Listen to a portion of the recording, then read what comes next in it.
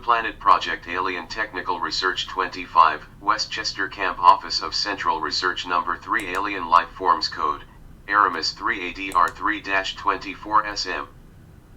O preface O/O registered CFVO. The following document is believed to be the personal notes and scientific diary of a scientist who was contracted by the government over several years to visit all crash sites, interrogate captured alien life forms and analyze all data gathered from that endeavor.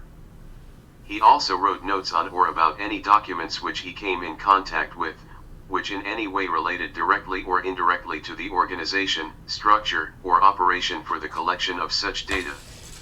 This individual was discovered to have kept and maintained such personal notes and therefore was scheduled for termination. He narrowly escaped termination by the government and is currently in hiding out of this country. We believe his involvement in these investigations span over a 33-year period. He was soon discovered and immediately went into hiding in 1990.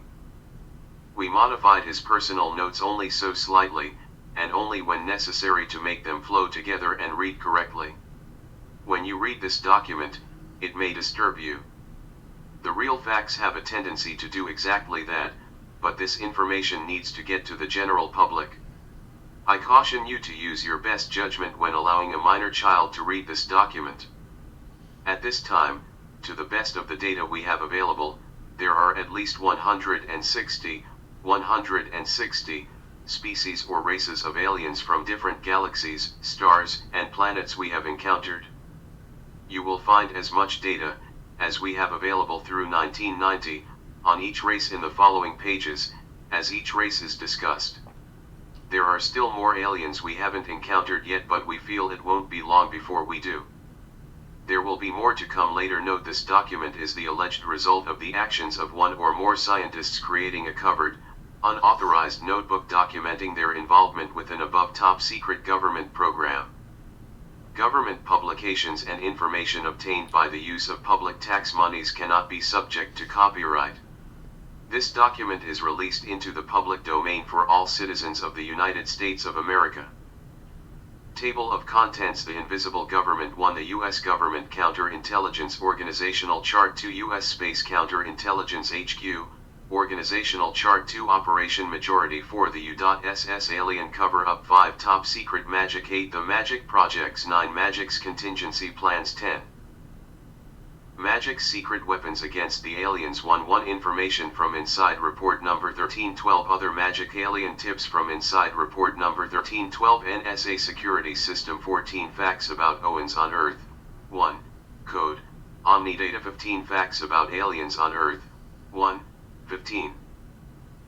Main important UFO crashes, under ultra-secret cover. UPS 16. Extraterrestrial classification 16. Alien presence on Earth 17. Cattle mutilations 18. My general personal observations 18. Human reasons for the mutilations 19. Alien reasons for the mutilations 19. Black helicopter involvement in mutilations 19. The Antarian Connection Code, Omnicord 21.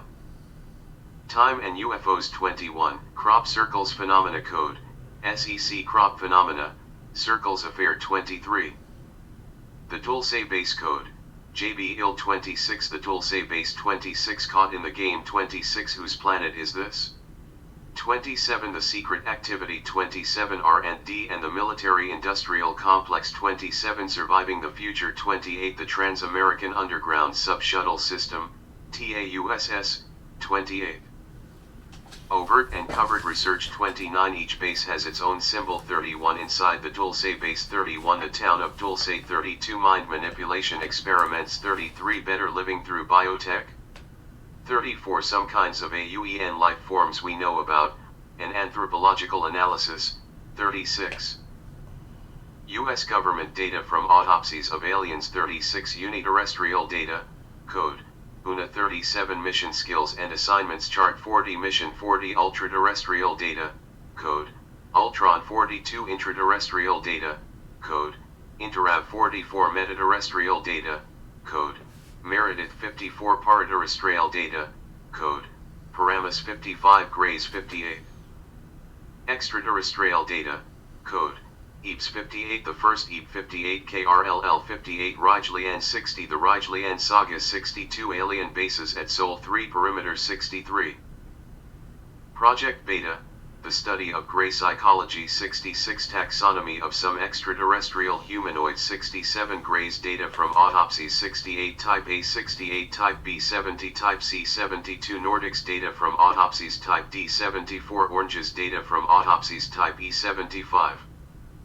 AUEN technology 76, alien crafts with dimensional factors and / or dimensional origin 76, the US government and alien technology 76, the implant or SBMCD 77, aliens and the electromagnetic spectrum 78, alien artifacts used at mutilating 79, the biological scanner 79, the spray applicator _80, the field reader tube 81, surgical scalpels 81, skin grafting lasers 81, blood attracting device 81, US government secret technology 82, mystery helicopters and mutilations 82, surveillance devices 83, the RPV, ARAD 83, the HALE, ADR/238 F84, the TRA, SN75, XH75D 84, AUEN abductions 86, the monitors 86, the case for alien abductions 86.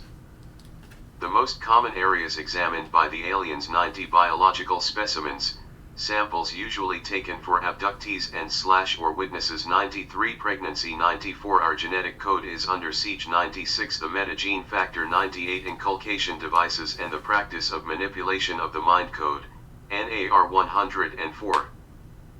Learning, teaching and assimilation techniques of electronic space societies 104, inculcation devices 195, inculcation bar device 195, inculcation monitor catecholine beta-lipotrophin 9753, rapid inculcation processes.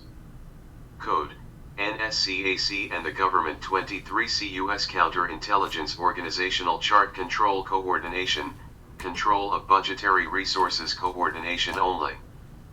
Star Wars City, SDI/01, Code, Strategic Defense Initiative, SDI, also known as Spaceship Defense Initiative, Star Wars Project.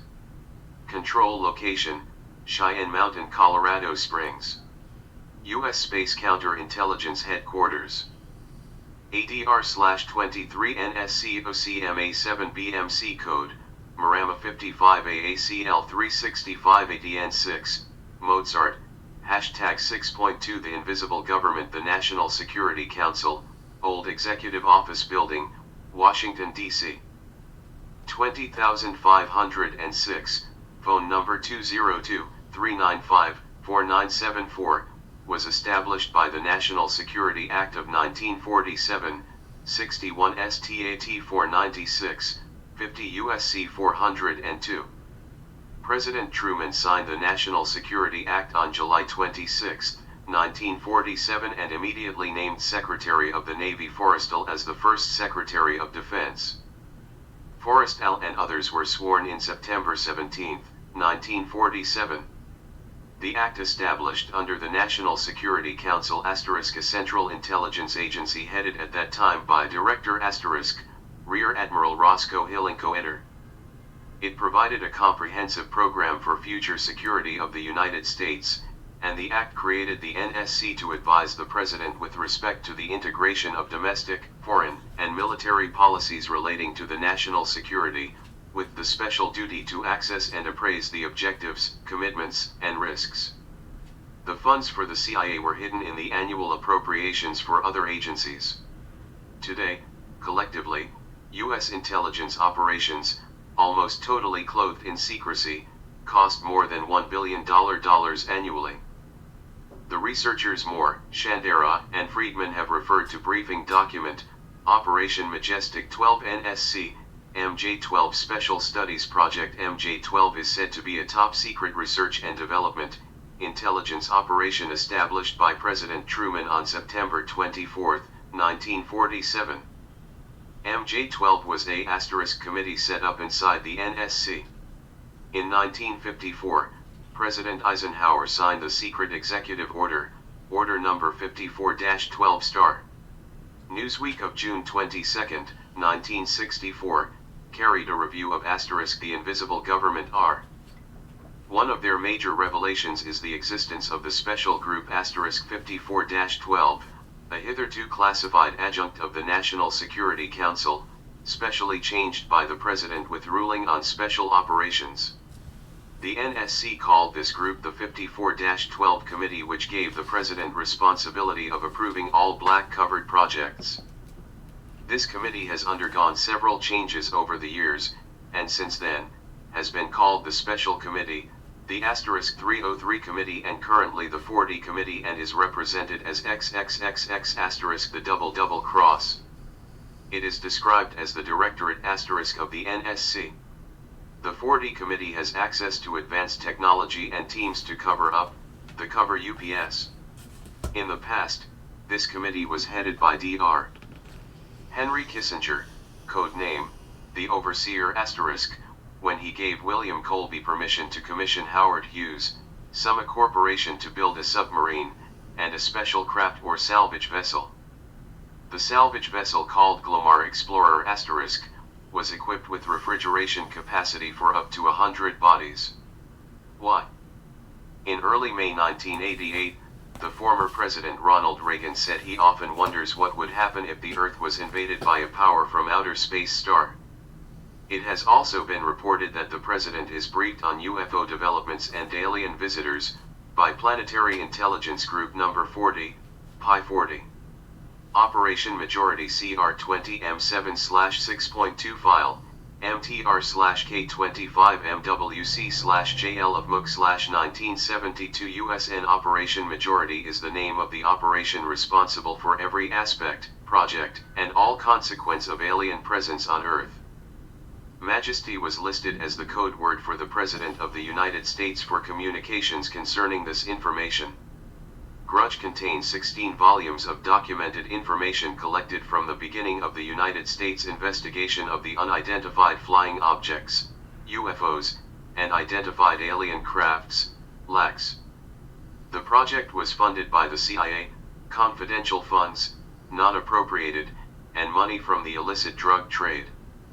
Participation in the illegal drug trade was justified in that it would identify and eliminate the weak elements of our society.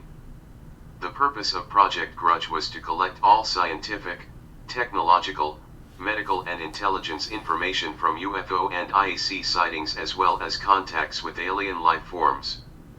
This orderly file of collected information has been used to advance the United States Air Force space program, top secret. Jason Society, Jason Scholars, President Eisenhower, former, commissioned a secret society known as the Jason Society, or Jason Scholars, under the leadership of the following: Director of Central Intelligence, Alan Welsh Dulles, Dr. Zbigniew Brzezinski, President of the Trilateral Commission from 1973 until 1976, and Dr. Henry Kissinger, leader of the scientific effort, to sift through all the facts, evidence, technology, lies and deceptions and find the truth of the alien question. The society was made up of 32 of the most prominent men in the USA. MJ-12 is the name of the secret control group inside the Jason Society. The top 12 members of the 32 members of the Jason Society were designated the MJ-12. MJ-12 has total control of everything. They are designated by the code JL, J2, J3, etc. all the way through the members of the Jason Society. The Director of Central Intelligence was appointed J1 and is the director of the MJ-12 group. MJ-12 is responsible only to the President of the United States. Believe it or not, MJ-12 runs most of the world's illegal drug trade. This was done to hide funding and thus keep the secret from the Congress and the people of the United States. It was justified in that it would identify and eliminate the weak and undesired elements of our society. The actual cost of funding the alien-connected projects is higher than anything you can imagine. It was the MJ-12 group who ordered the assassination of President Kennedy when he informed MJ-12 that he was going to tell the public all the facts of the alien presence. He was killed, coup de grace, by the Secret Service agent driving his car, who fired the final and most critical shot, and it is plainly visible in the film, which has been held from public view, and the 22 material witnesses to the Kennedys' murder died within two years thereafter. MJ-12 has a special program for elimination of the considered weak members from U.S.A society. On a big scale. Creation of an artificial disease known as AIDS star. Accidents. Of people who we know to have been secretly eliminated. Disappearances/murder, of some people who we know to have been secret eliminations also. The above are just a few of the tactics which MJ-12 uses when they consider people dangerous by knowing too much. A secret meeting place was constructed for the MJ-12 group in Maryland and was described as only accessible by air. It contains full living, recreational, and other facilities for the MJ-12 group and the Jason Society. It is code-named the Country Club Star. The land for the Country Club was donated by the Rockefeller family. Only those with top-secret magic clearances are allowed to go there. MAJI equals Majority Agency for Joint Intelligence. All information, disinformation, and intelligence is gathered and evaluated by this agency. This agency is responsible for all disinformation and operates in conjunction with the CIA, NSA, DIA, and the Office of Naval Intelligence. This is a very powerful organization and all alien projects are under its control. MAJI is responsible only to MJ-12. MAGIC is the security classification and clearance of all alien-connected material, projects, and information. MAGIC equals means MAJI controlled, MAJI plus controlled equals MAGIC. Notes: MJ-1 is the classification for the director of MAJI, who is the director of the CIA and reports only to the president. Other members of MAJI are designated MJ-2, MJ-3, MJ-4, etc. This is why there is some confusion about references of MJ-12, the group, or MJ-12 the person. Designation for MJ-12, the group, are MAJI or MAGIC. Designation in official documents about MJ-12 means the person only. The U.S.E. alien cover-up at seemingly ALE began thousands of years ago, but for the purpose of this discussion, let's start with some events that we all are familiar with.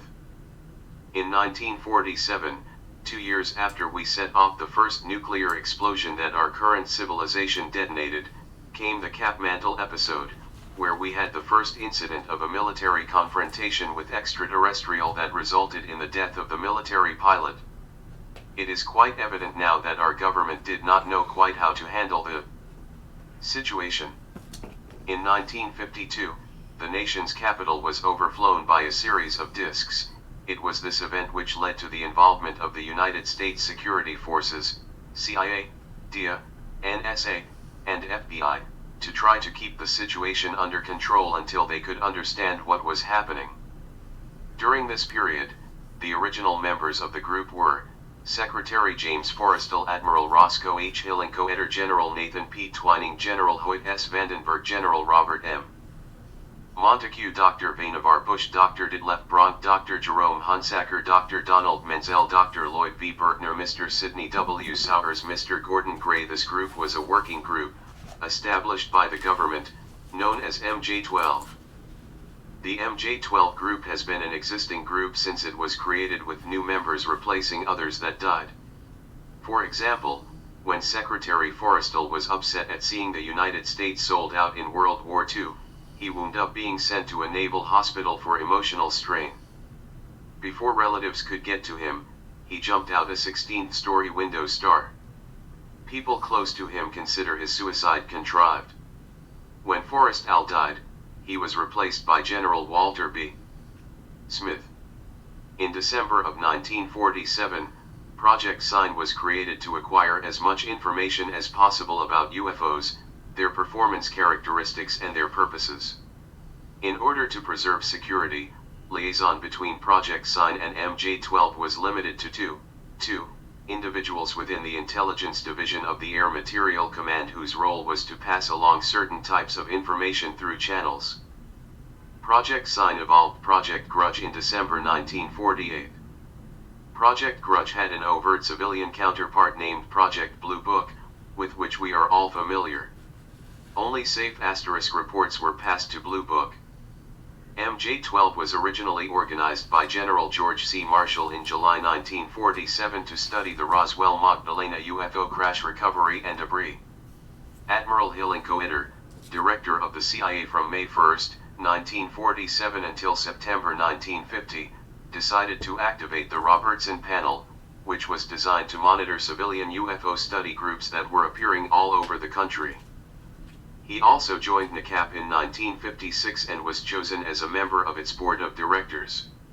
It was from this position that he was able to act as the MJ-12 mole asterisk, along with his team of other covered experts. They were able to steer NACAP in any direction they wanted to go. With the Flying Saucer Program asterisk under complete control of MJ-12 and with the physical evidence hidden away, General Marshall felt more at ease with this very bizarre situation.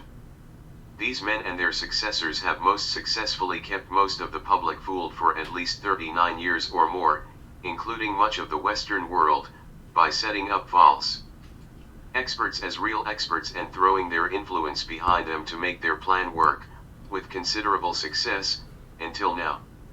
Within six months of the Roswell crash on July 2, 1947 and the finding of another crashed UFO at San Agustin Fiats near Magdalena, New Mexico on July 3, 1947, a great deal of reorganization of agencies and shuffling of people took place.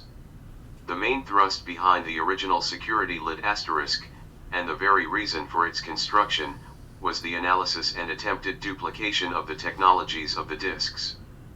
The activity is headed up by the following groups: the Research and Development Board, RNDB, Air Force Research and Development, AFRD, the Office of Naval Research, ONR, CIA Office of Scientific Intelligence, CIAOSI, NSA Office of Scientific Intelligence, NSAOSI.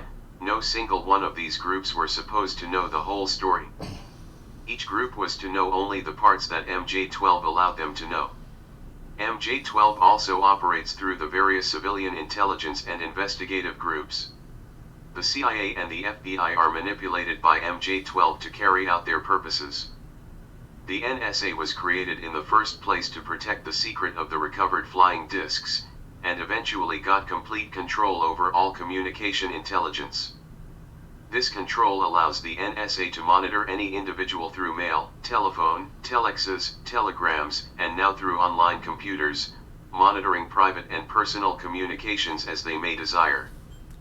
Top Secret Magic Subject, Maji Project, Grudge/Aquarius, TS/Magic, Document Control, ECN classified by, MJ1/Maji declassified on, Exempt Project Aquarius, TS/Orkin, Proud Grudge contains 16 volumes of documented information collected from the beginning of the United States investigation on unidentified flying objects, UFOs, and identified alien crafts, LACs.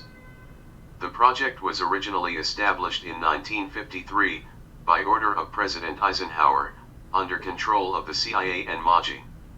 In 1960 the project's name was changed from Project Sign to Project Aquarius. The project was funded by CIA confidential funds, non-appropriated.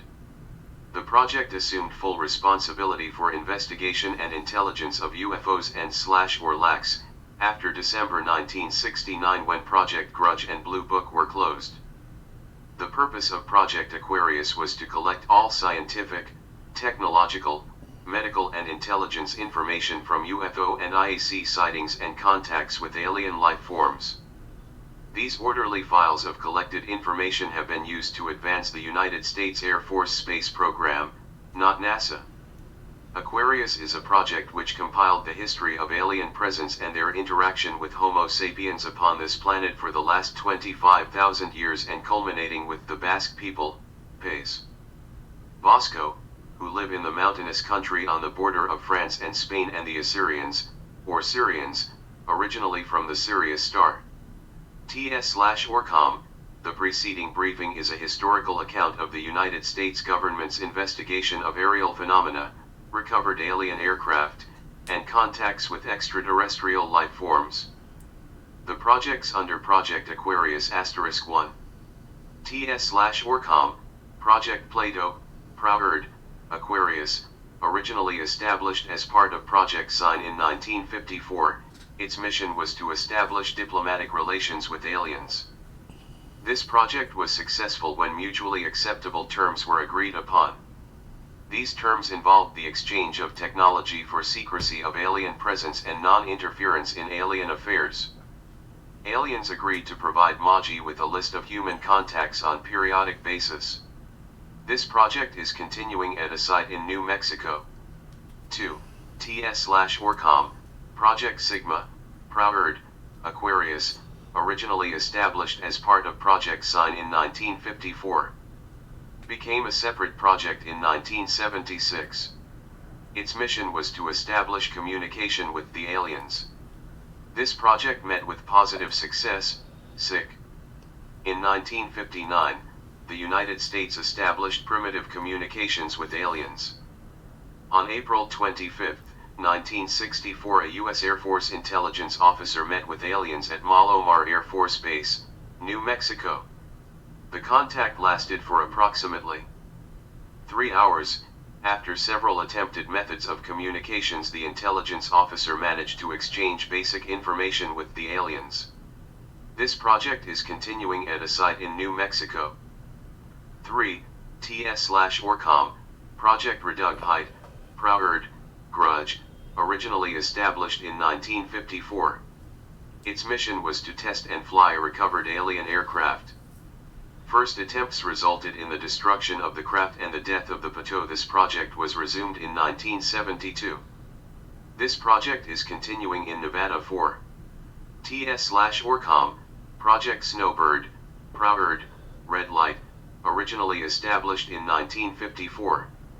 Its mission was to develop, using conventional technology, and fly a flying saucer * type craft for the public. This project was successful when a craft was built and flown in front of the press. This project was used to explain UFO sightings and to divert public's attention from Project Red Light. The Magic Projects 1. Sigma is the project which first established communications with the aliens and is still responsible for communications. 2. Plato is the project responsible for diplomatic relations with the aliens. This project secured a formal treaty, illegal under the U.S. Constitution, with the aliens. The terms were that the aliens would give us our government technology and would not interfere in our history. In return, we, our government, agreed to keep their presence on Earth a secret, not to interfere in any way with their actions, and to allow them to abduct humans and animals. The aliens agreed to furnish MJ-12 with a list of abductees on a periodic basis for governmental control of their experiments with the abductees.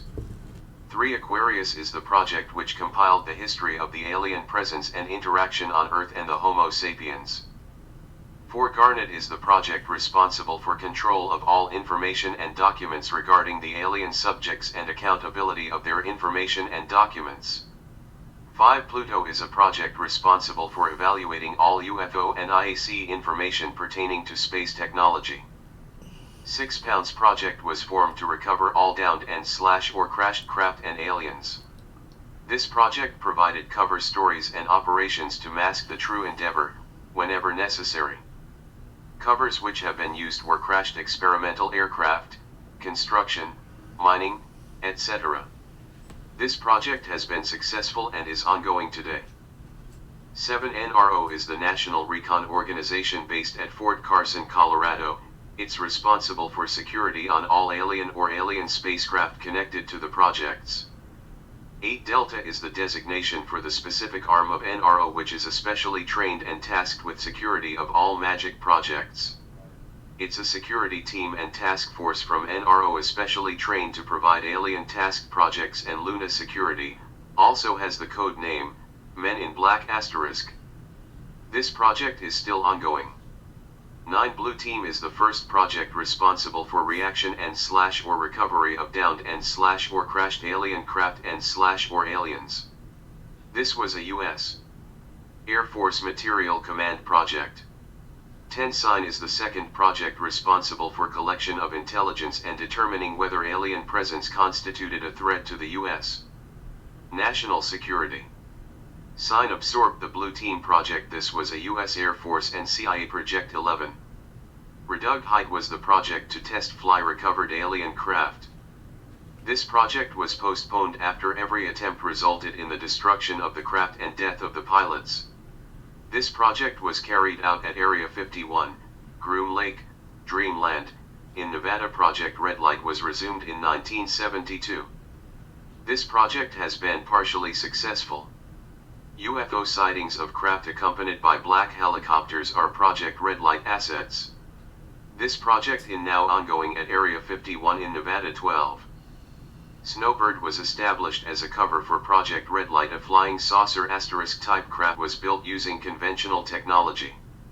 It was unveiled to the press and flown in public on several occasions. The purpose was to explain accidental sightings or disclosures of red light as having been the Snowbird crafts. This was a very successful disinformation operation. This project is only activated when needed. This deception has not been used for many years.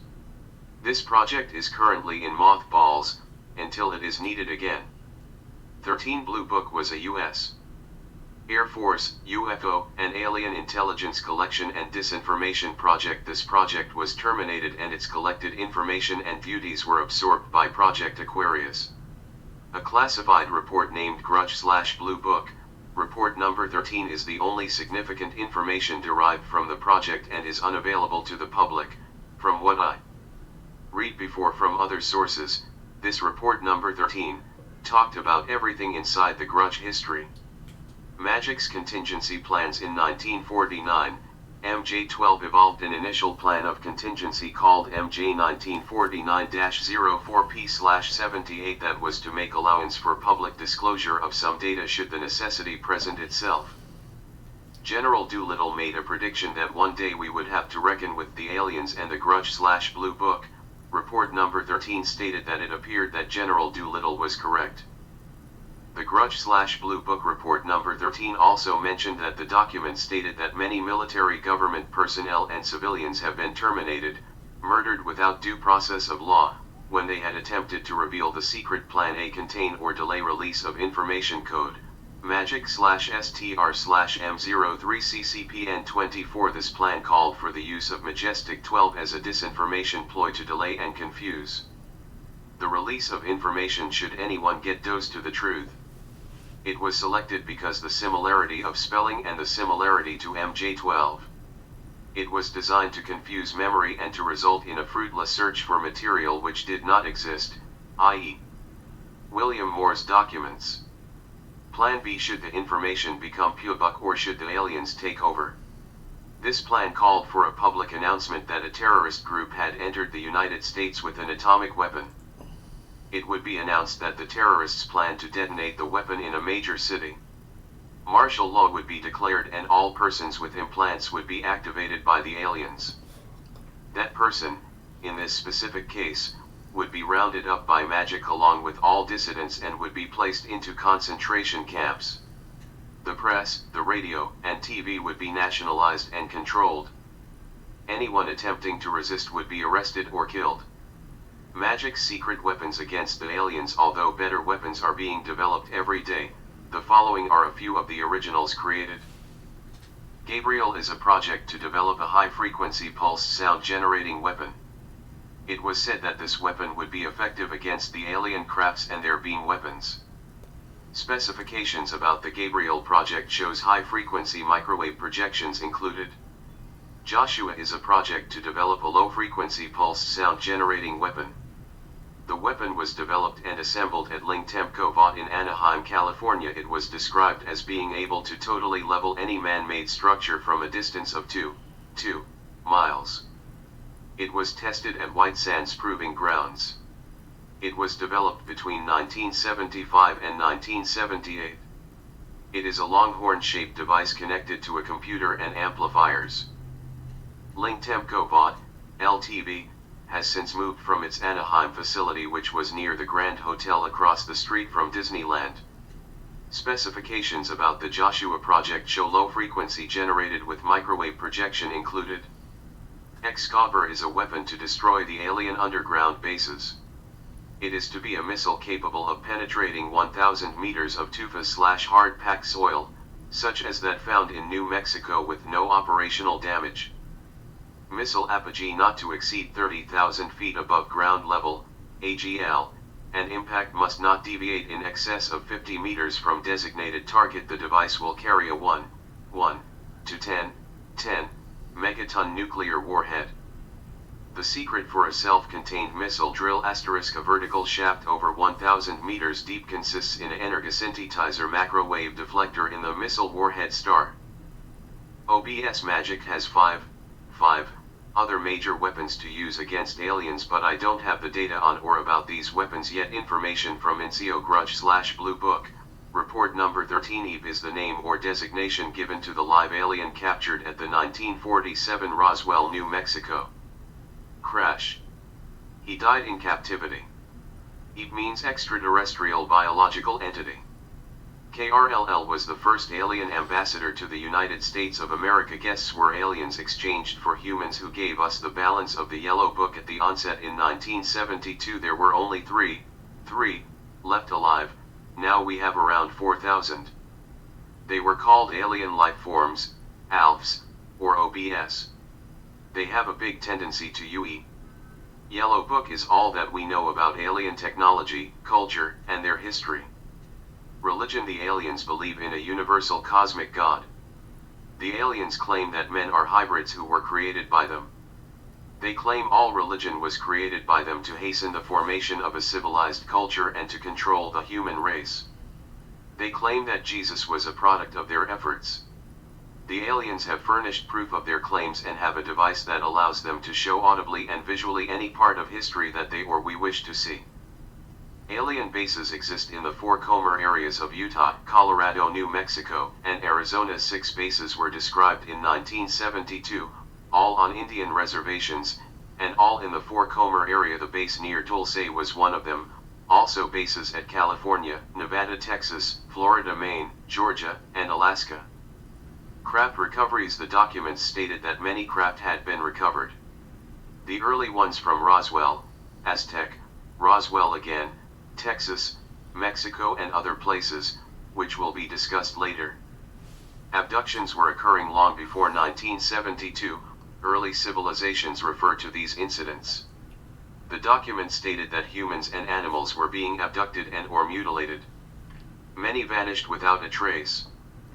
They were taking sperm and ova samples, tissues, performed surgical operations, implanted a spherical device, 40 to 50 microns in size near the optic nerve in the brain, and all attempts to remove the device have resulted in the death of the patient. The document estimated that one in every 40 people had been implanted.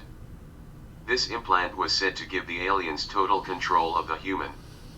Other magic aliens. Tips from Report 13 SRD/28 code, Abrama 33A/C. We confirmed in 1989, the existence of alien crafts at a hangar on Edwards Air Force Base. The hangar is at north end of the base. It has been guarded by non-Edwards personnel, who are NRO Delta personnel. The guards wear a badge that is red with a black triangle on the face of the badge. No one was allowed near the hangar without this badge. The NRO Delta personnel are no longer guarding the hangar.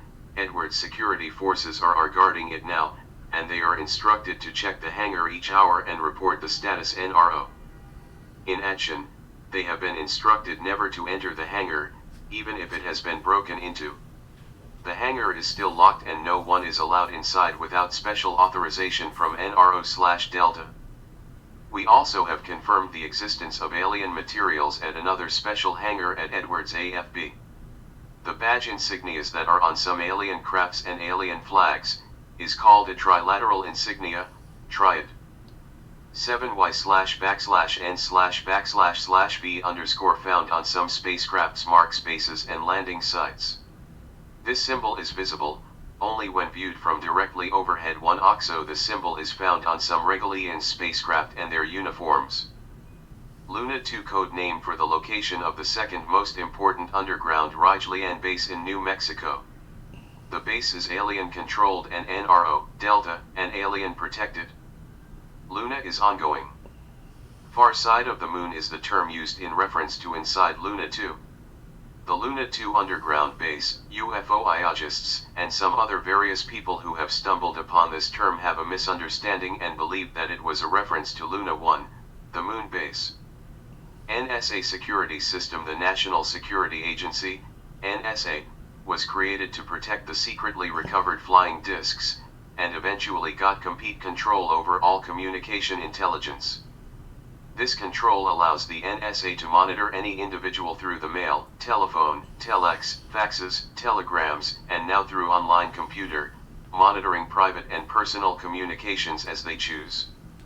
In fact, the present-day NSA is the current main expression of MJ-12 and Pi-40 pertaining to the flying saucer programs. Vast amounts of disinformation are spread throughout the UFO research field. Any witnesses to any aspect of the programs have their lives monitored in every detail, for each has signed a security catch. For people who have worked in the program, including military members, breaking that oath could have any one of the following direct consequences: a verbal warning accompanied by a review of the security oath. A stronger warning, sometimes accompanied by a browbeating and intimidation. Psychologically working on an individual to bring on depression that will lead to suicide. Murder of the person, which is made to appear as suicide or an accident. Strange and sudden accidents, always fatal. Confinement in a special detention center. Confinement in an insane asylum, where they are treated by mind control and deprogramming techniques. The individuals are later released with changed personalities, identities, and altered memories. Bringing the individual into the inside, where he or she is employed and works for them and where he or she can be watched. This is usually in closed facilities with little contact with the outside world. Underground facilities are the usual place for this. Any individual who they perceive to be too close to the truth, will be treated in the same manner. MJ12/NSA will go to any length to present/E and protect the ultimate secret. As we will see later, the characteristics of what this ultimate secret would turn out to be would change drastically, for it was something even MJ12/NSA could not predict: actual contact with alien groups. How the actual contact between the government and aliens was initially made is not known at this time, but the government was made aware that it could be done by an alien using the right equipment. Facts about aliens on Earth. I. Code. Omnidata IRS-28 code. IRWing/7MAT/ORM. 26.01/UP/7. After all these years of research, we have compiled these major facts about aliens on Earth. Alien crafts from other worlds have crashed on Earth. Alien crafts are from both ultradimensional sources and sources within this dimension. Early U.S. government efforts at acquiring technologies were successful. The U.S. government has had live alien hostages at some point in time. The U.S. government has conducted autopsies on alien cadavers. U.S. intelligence agencies and security agencies are involved in the cover-up of facts pertaining to the situation. People have been and are currently being abducted, mutilated, murdered, and kidnapped as a result of the UFO situation. There is a current alien presence on this planet among us that controls different elements of our society. Alien forces maintain bases on Earth and on the Moon.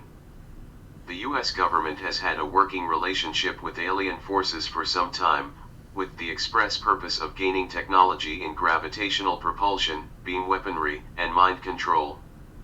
Millions of cattle have been killed in the process of acquiring biological materials. Both aliens and the U.S. government are responsible for mutilations, but for different reasons. We live in a multi-dimensional world that is overlapped and visited by aliens/entities from other dimensions. Many of those entities are hostile, and many are not hostile. The basis for our genetic development and religions lies in intervention by non-terrestrial and terrestrial forces. the truth about our actual technology far exceeds that perceived by the public. The United States space program of today is a cover operation that exists for public relations purposes. People are being actively killed in order to suppress the facts about the situation. The CIA and the NSA are involved so deeply that exposure would cause collapse of their overt structure. Facts indicate alien presence within 5 to 10,000 years. Our civilization is one of many that have existed in the last billion years, Milky Way time period star. Alien psychology, see information in the following pages. The metagene factor, see information in the following pages.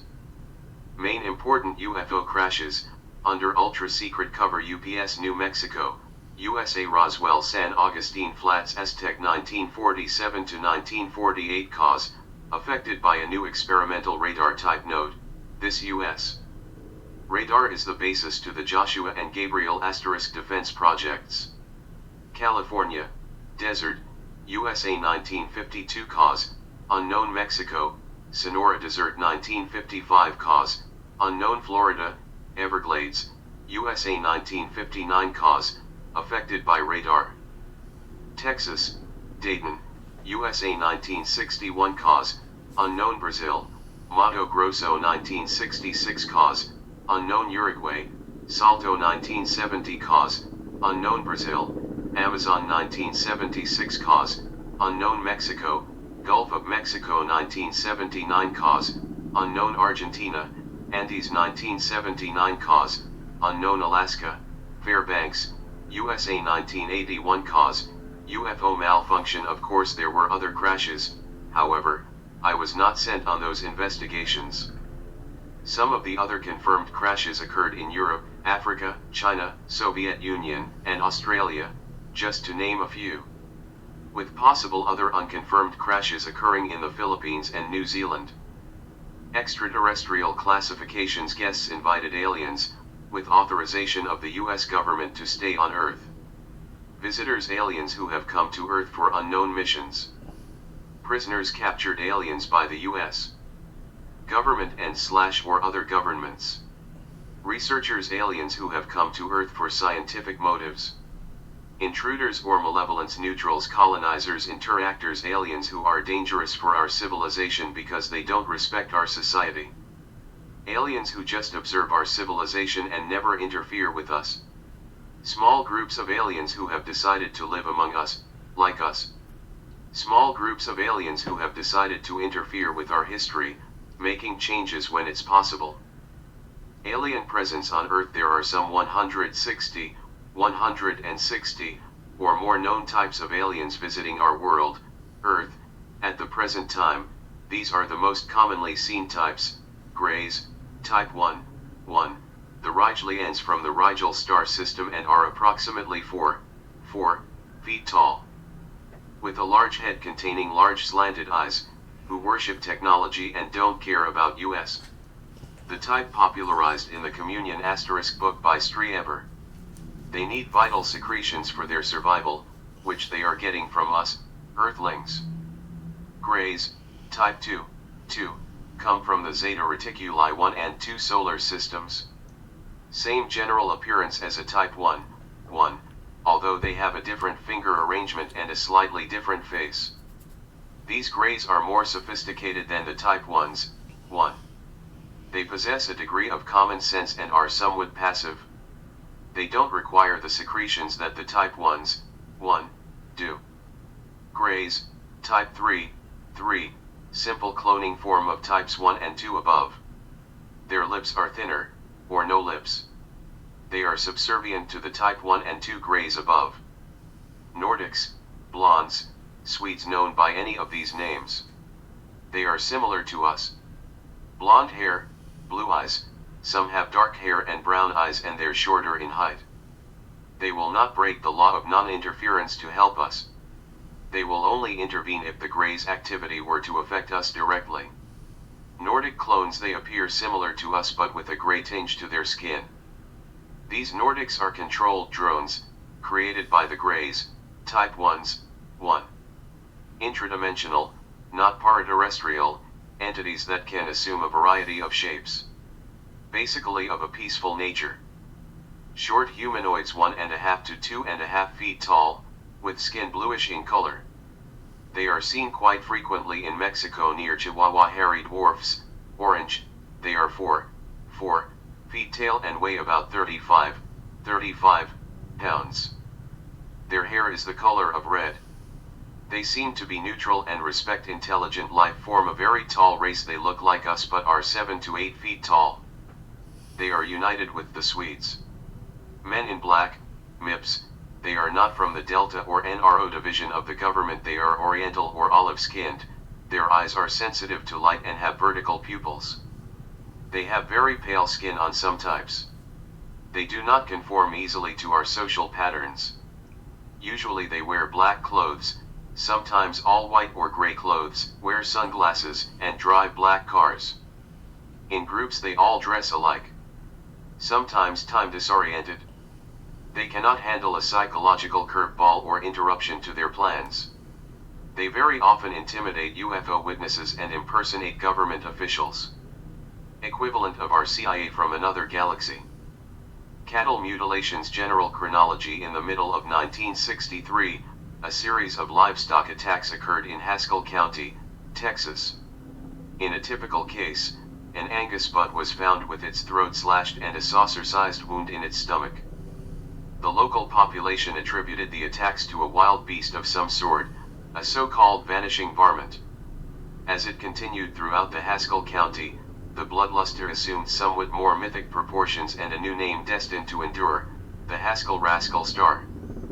Throughout the following decade, there would be sporadic reports of similar attacks on livestock. In 1967, the most prominent of these infrequent reports was the mutilation death of Snippy the horse in southern Colorado, which at the same time were accompanied by accounts of UFOs and unidentified helicopters. In 1978, the attacks increased, and by 1979, numerous livestock mutilations were occurring in Canada, primarily in Alberta and Saskatchewan. Attacks in the United States leveled off for a while, but in 1980, there was an increase in activity again. Since that year, mutilations have been reported less frequently, though this may be due in part to an increased reluctance to report mutilations on the part of ranchers and farmers. The mutilations still continue today, and over 10,000 animals have died in the United States alone. Although the mutilations have been occurring worldwide, the circumstances surrounding the mutilations are always the same. A drug connection to these mutilations may be found inside the Yellow Book star. We found that, as the Turin scientist learned about longevity, secret of long life, the main basis for longevity was the capacity of human cells to recuperate. Anyone will grow old when their cells can't be restored and they start a process of deterioration and die. The secret of longevity is the restoration of the cells. This can be done using altered adrenaline, alderated coradrenaline, cordrazine, or cortropinex. Sometimes use only formazine and hyaluronalinks. Read the Pulsar Project * for additional information on these and more drugs. All of these drugs have a base in adrenaline, which is produced in the human brain. During the 60s, the scientists discovered that they can be synthesized from the medullary portion of the adrenal gland of the cattle. They need big quantities in order to synthesize a small portion of the mentioned drugs above. Of course, human scientists try to discover new applications and new synthesized drugs for recuperation of the cells, especially brain cells, and restoration to the human tissues and increasing the psychic and physical human skills. My general personal observations: any investigation which intends to probe the systematic occurrences of the mutilation attacks upon livestock and other animals must include within its preview certain factors which may or may not be directly related to the acts of mutilation themselves. These mutilations, the killing and furtive removal of external or internal parts, have been directed at literally thousands of animals, primarily livestock, since the 1960s. The surgery on these animals is primarily conducted with uncanny precision, suggesting the use of a highly sophisticated implements and techniques. The numbing and persistent regularity of the mutilations and the seemingly casual disposal of the useless carcasses all hints at extreme confidence, even arrogance, of the mutilators. It is an arrogance which appears to be justified by the freedom and impunity with these acts have been carried out. My general personal observations, human reasons for the mutilations, these events, or the discussion of them, is just the precursor to the actual revelations of what is behind the mutilations. Alien acquisition of biological material for their own use. To discuss this in a logical and sequential manner, we must review what has been really happening right under our noses, the direct interaction with extraterrestrial biological entities, EVs, star. To discuss that, however, we must attempt to start at the beginning with what we know to be true. My general personal observations, alien reasons for the mutilations. The main interest to aliens, we talk specifically about regalians, is breeding, with humans of course. They need the cattle's tissues because they have the same Karen cells as the human being at genetic levels. All incisions would be made by replicas, clones, or androids. They can send teams and take the material they need, and it doesn't matter where or how much. If they need it, they just take it. This means that Regians are not vampires, or that they need it for survival, but just immoral scientists that need material for experiments. We really don't know what is worse. Black helicopter involvement in mutilations. The pertinence of a specific element of the problem is shortly revealed in the course of any thorough investigation into the mutilations. We refer to an appearance of unmarked and otherwise unidentified helicopters within a spatial and temporal proximity of animal mutilation sites. The occurrence of the two has been persistent enough to supersede coincidence. These mystery helicopters are almost always without identifying markings, or markings may appear to have been painted over or covered with something. The helicopters are frequently reported flying at abnormal, unsafe, or illegal altitudes. They may shy away if witnesses or law officers try to approach. There are several accounts of aggressive behavior on the part of the helicopter occupants, with witnesses chased, buzzed, hovered over, or even fired upon. At times these choppers appear very near mutilation sites, even hovering over a pasture where a mutilated carcass is later found. They may be observed shortly before or after mutilations occur, or within days of a mutilation. The intention here is merely to stress that the mystery helicopters did not develop concurrently with the animal mutilations themselves. Such helicopters, unmarked, flying at low levels, soundless, or sounding like helicopters, have been reported for years, and have been linked to an even more widespread phenomenon, the phantom fixed-wing aircraft.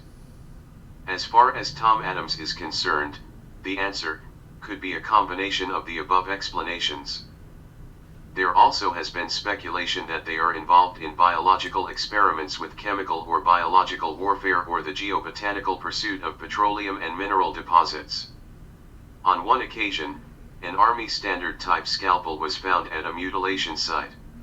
Since the discs have been mostly involved with the mutilations, it is thought that this was a diversionary event. In fact, both alien and the U.S. government are responsible for mutilations, but for different reasons. The Antarine Connection Omnichord Tint registered and UFO time is one of the most important aspects of the UFO thing. It plays a strange, but significant role. Part of the answer may not lie in the stars but in the clock ticking in front of you. The planet Earth exists in 3 dimensions. We can move in many directions within these dimensions. Space does not exist except when we make it exist to us. The distance between atoms in our matter is so minute that it can only be calculated with hypothetical measurements. Yet, if we lived on an atom, and our size was relative to its size, the distance to the next atom would seem awesome. There is another Earth's man-made measurement called time. Unlike the other 3 dimensions, time has us seemingly trapped. Time becomes very real to us, and it appears that we couldn't live without it. Yet time doesn't really exist at all. This moment exists to us. Does this mean the same moment is being shared by other planets, in other galaxies? Not really, star. The UFO phenomenon does seem to be controlled. This means it does follow intelligent patterns. If the objects themselves are manifestations of higher energies, then something has to manipulate those energies somehow and reduce them to the visible frequencies, for human patterns, but they take forms which seem physical and real to us, and they carry out actions which seem to be intelligent. Thus, we arrive at the source. The source has to be a form of intelligent energy operating at the highest possible point of the frequency spectrum.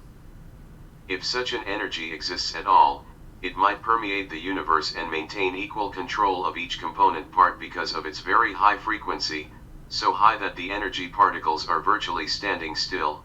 The source has no need to replenish itself in any way that would be acceptable to our environmental sciences. It could actually create and destroy matter by manipulating the lower energies. It would be timeless, because it exists beyond all time fields. It would be infinite because it is not confined by three-dimensional space.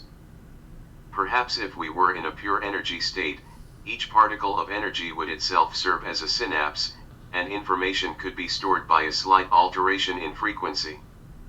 All the memory fragments of a rose, for example, would be recorded at one frequency, and the whole energy form could tune into that memory by adjusting frequencies, as we might adjust a radio receiver. Well, where have we heard of this before? In other words, no complex circuitry would be required, and no physical body would be necessary either. The energy patterns would not need material form, it instead would permeate the entire universe. Interesting small point of view of a gigantic concept of the reality of the multiverse. It could surround you completely at this very moment and be aware of all the feeble impulses of low energy passing through your brain. If it were so desired, it would control those pulses and thus control your thoughts. Man has always been aware of this intelligent energy or force, he has always worshipped it, i.e., God, Jesus, or the universal being, etc.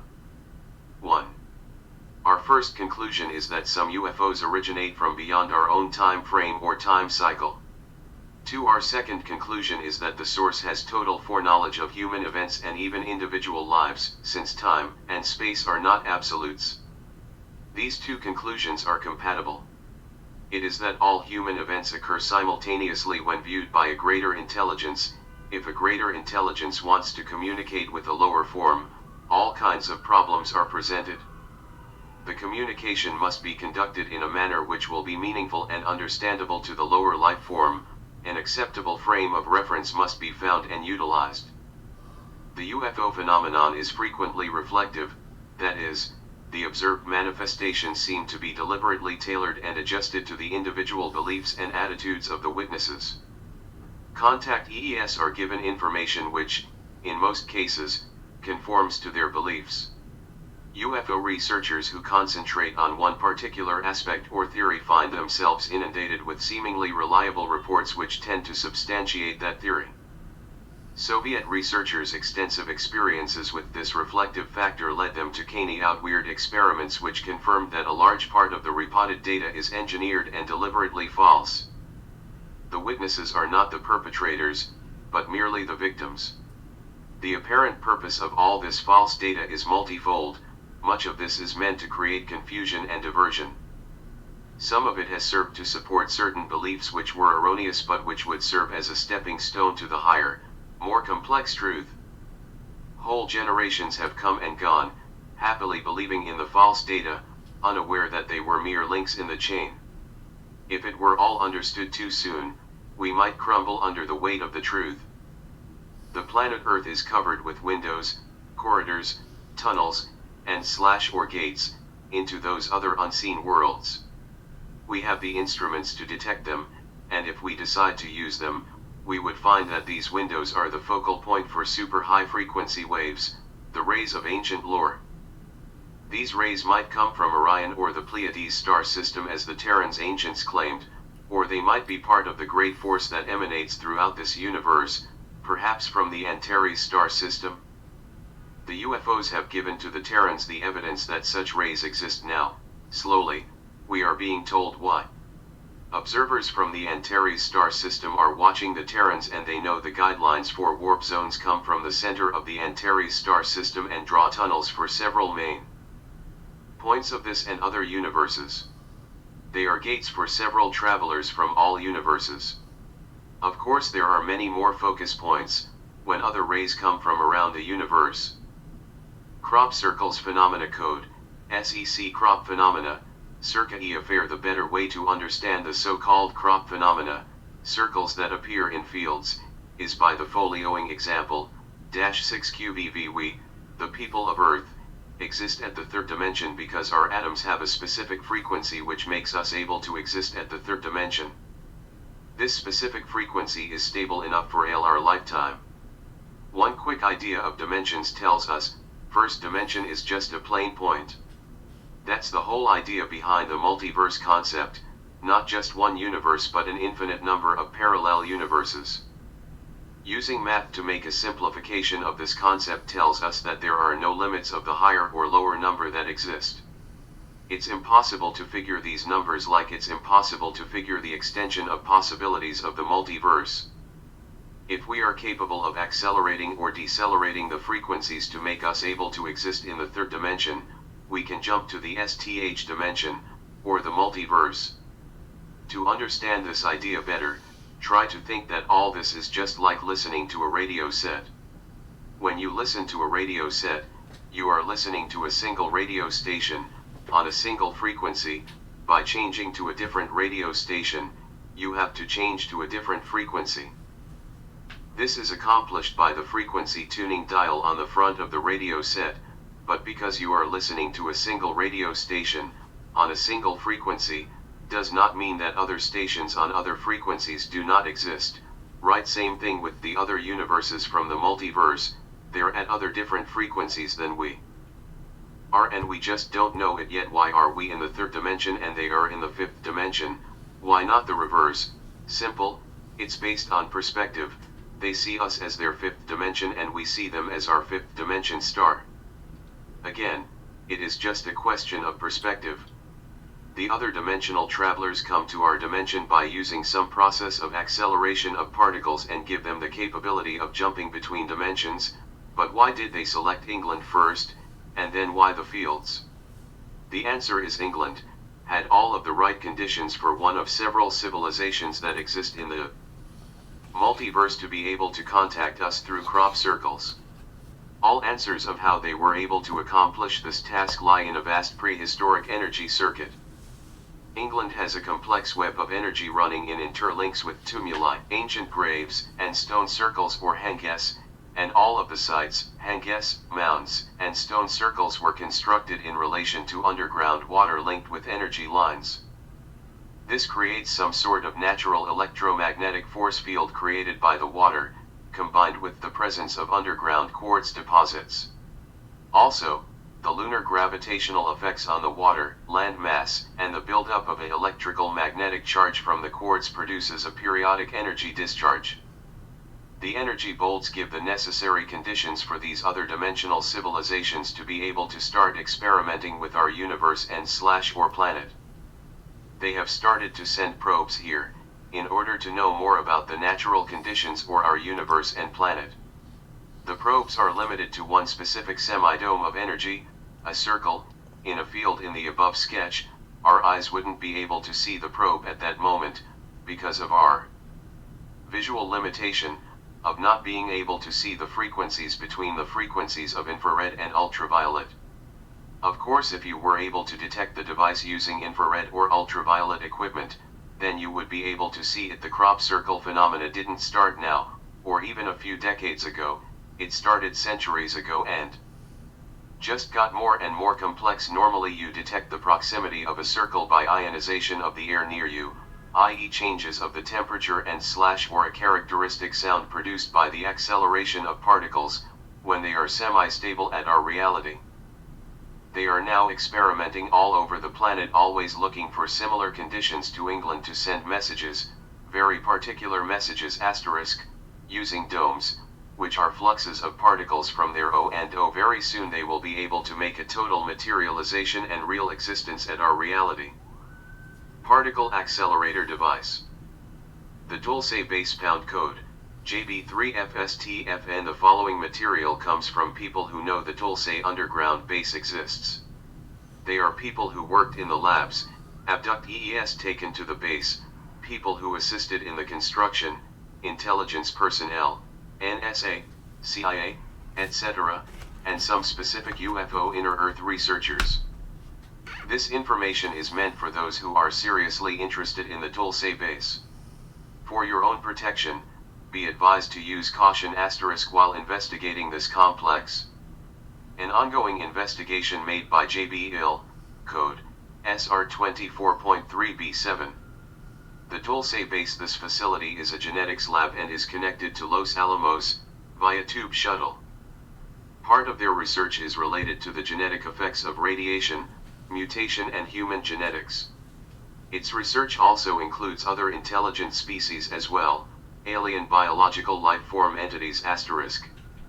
In the revised September 1950 edition of The Effects of Atomic Weapons, prepared for and in cooperation with the U.S. Department of Defense and the U.S.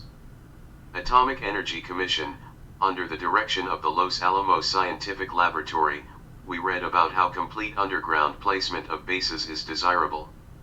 On page number 381, there are apparently no fundamental difficulties in construction and operating underground various types of important facilities. Such facilities may be placed in a suitable existing mine or a site may be excavated for the purpose Caught in the game centuries ago, surface people, some say the Illuminati, entered into a pact with an alien nation * hidden within the earth. The U.S. government, in 1933, agreed to trade animals and humans in exchange for high-tech knowledge, and to allow them to use undisturbed underground bases, in the western USA. A special group was formed to deal with the alien beings. In the 1940s, alien life forms, ALFs, * began shifting their focus of operations from Central and South America to the United States. The continental divide is vital to these specific entities. Part of this has to do with magnetic substrata rock and high-energy plasma states, see, Beyond the Four Dimensions, Reconciling Physics, Parapsychology, and UFOs, by Curt Brunstein, and also, Nuclear Evolution, Discovery of the Rainbow Body/Aura by Christopher Hills. This area has a very high concentration of lightning activity, underground waterways and cavern systems, fields of atmospheric ions, etc. Whose planet law this? These specific aliens consider themselves native Tenorus. They are an ancient race, descendants of a reptilian humanoid species which crossbred with some of the more primitive uniterrestrial survivors. They are untrustworthy manipulator mercenary agents from another extraterrestrial culture, the Dracos, who are returning to Earth, which was their ancient outpost before the coming of the original uniterrestrials, to try to use it as a staging area, which is not easy at all, because it causes all the other 170 different alien species to want their share of the metagene secrets. But, these alien cultures are in conflict over whose agenda will be followed for this planet. All the while mind control is being used to keep humans in place, artificially of course, especially since the 40s. The Tulsa complex is a joint U.S. government and alien base. It was not the first one built with the aliens, and others are located in Colorado, Nevada, Arizona, Alaska, etc. The secret activity about Tulsa area, troops went in and out of there every summer, starting in 1947. The natives do recall that they also built a road, right in front of the people of Tulsa, and trucks went in and out for a long period. That road was later blocked and destroyed. The signs on the trucks were Smith Corp out of Paragosa Springs, Colorado. No such corporation exists now, no records exist, and I believe the base, at least the first one, was being built then under cover of a lumbering project, who never hauled any logs at all, only big equipment. R&D and the military-industrial complex. The Rand Corp became involved by doing a study for the base on geology around the nearby lakes. Most of the lakes near Tulsa were made, via government grants, for the Indians. As such a completed grant, the Navajo Dam is a main source for conventional electrical power, with the second source in El Vado, which is also an underground entrance to the Tulse base. Note, if Rand is the mother of think tanks, then the Ford Foundation * must be considered the father. Rand's secrecy is not confined to reports, but on occasion extends to conferences and meetings. On page number 645 of the Project Rand, Proceedings of the Deep Underground Construction Symposium of March 1959, we read, just as airplanes, ships, and automobiles have given man mastery of the surface of the earth, tunnel, boring machines, will give him access to the subterranean world. Note, the September 1983 issue of Omni, page 80, has a color drawing of the subterrane asterisk. The Los Alamos nuclear-powered tunnel machine, that burrow through the rock, deep underground, by heating whatever stone it encounters into molten rock, magma, which cools after the subterrane machine has moved on. The result is a tunnel with a smooth, glazed lining. These underground tubes are used by electromagnetically powered sub-shuttle vehicles, which can travel at great speeds. They connect the so-called hidden EMTRA * sub-city complexes. Also, the top-secret project codenamed Noah's Ark * uses the tube shuttles in connection with a system of over 100 bunkers and bolt holes, which have been established at various places on Earth. They build the same type of subterranean tunnels at the ultra-top-secret Moon and Mars bases as well. Many of these underground cities are complete with streets, sidewalks, lakes, small electrical cars, buildings, offices, and shopping malls. There were over 650 attendees to the 1959 Rand Symposium. Most were representatives of the corporate industrial state, like the General Electric Company, Hughes Aircraft Company, Sandia Corporation, Walsh Construction Company, Colorado School of Mines, AT&T, Northrop Corporation, Stanford Research Institute, the Bechtel Corporation, etc. Bechtel, pronounced Bechtel, is a super-secret international corporation octopus, founded in 1898.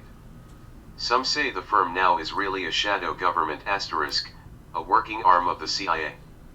It is the largest construction and engineering outfit in the USA, the world, and some say, beyond. The most important posts in USA government are held by former Bechtel officers. They are part of the Web, an interconnected control system, which links the Trilateralist Plans, the CFR, the Orders of Luminism, Cult of the All-Seeing Eye, and other interlocking groups. Surviving the future, the Tulse facility consists of a central hub, the security section, and also some photo labs. The deeper you go, the stronger the security. This is a multi-leveled complex, with over 3,000 cameras at various high-security locations, i.e. exits, and labs. There are over 100 secret exits near and around Tulse. Many around Archuleta Mesa, others to the south around Tulse Lake, and even as far east as Lindrith.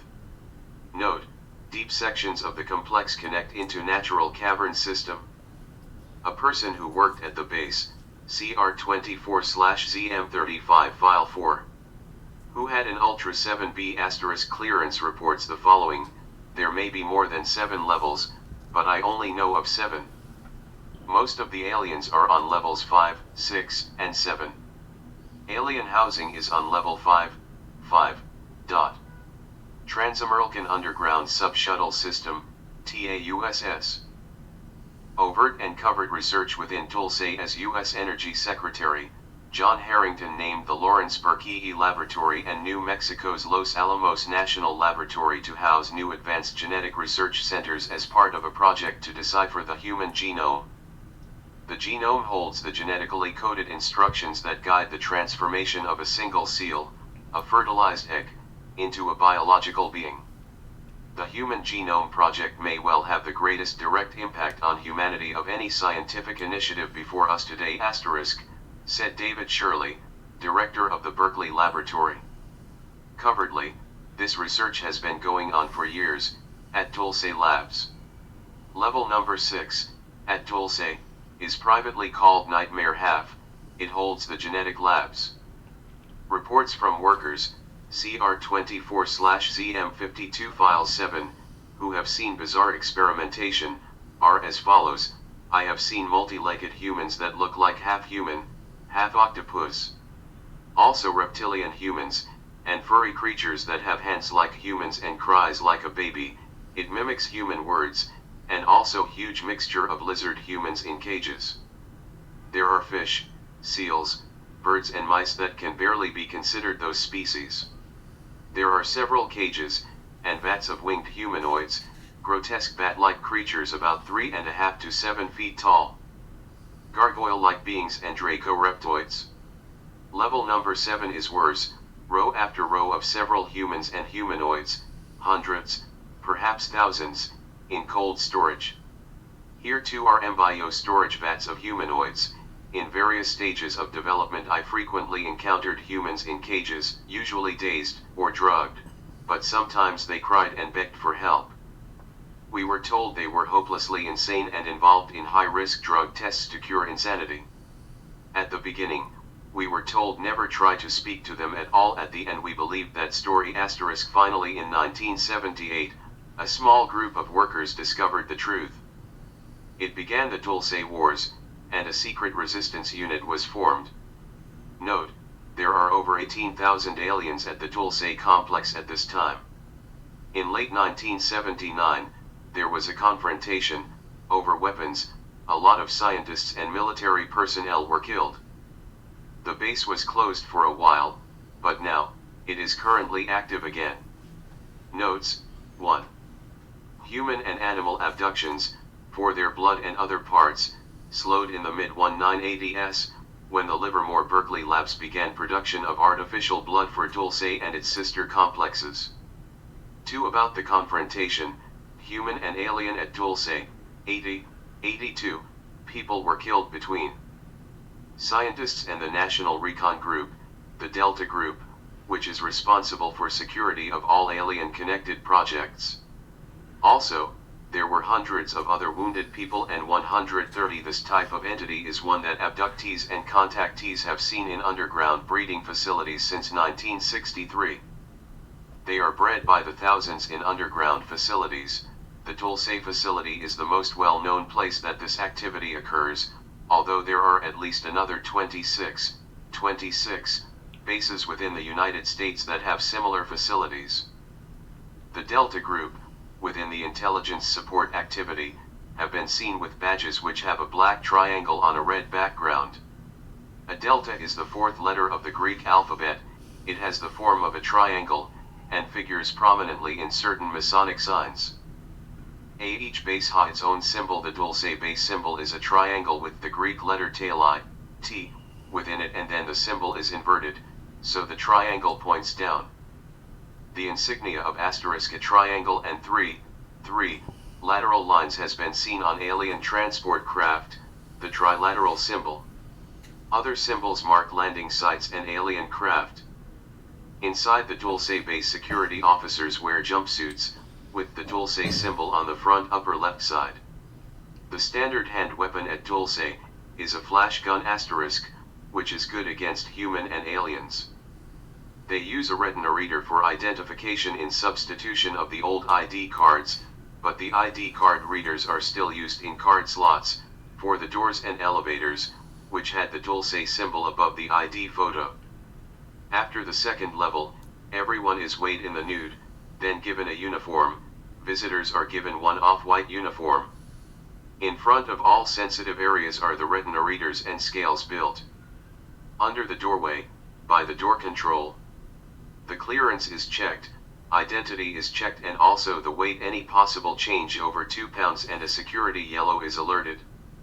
No one, without a specific clearance or authorization, is allowed to carry anything into or out of sensitive areas.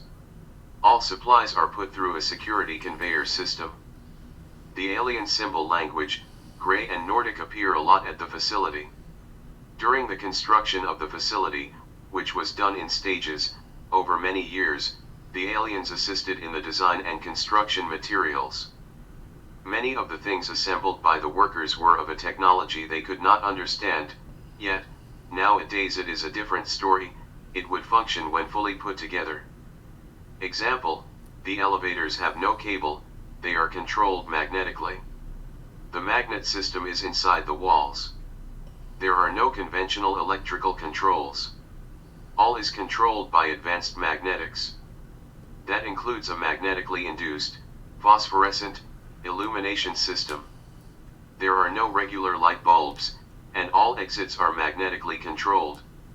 Note, if you were to place a large electromagnet on an entrance, it will affect an immediate interruption. They will have to come and reset the system, and blow away your head, if they catch you. The town of Dulce. The area around Dulce has had a high number of reported animal mutilations. The government and the aliens used the animals for environmental tests, psychological warfare on people, etc. The aliens also wanted large amounts of organic material for genetic research, nutritional and other reasons. In the book, ETS and UFOs, They Need Us, We Don't Need Them, was an original idea for one title, but not my personal choice, by Virgil Posty Armstrong. He reports how his friends Bob and Sharon stopped for the night in Dulce and went out to dinner. They overheard some local residents openly and voicefully discussing extraterrestrial abductions of the townspeople for purposes of experimentation.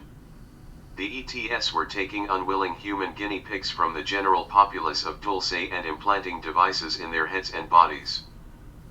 The townspeople were frightened and angry but didn't feel they had any recourse since the ETS had our government's knowledge and approval, code SR 24/AK.5.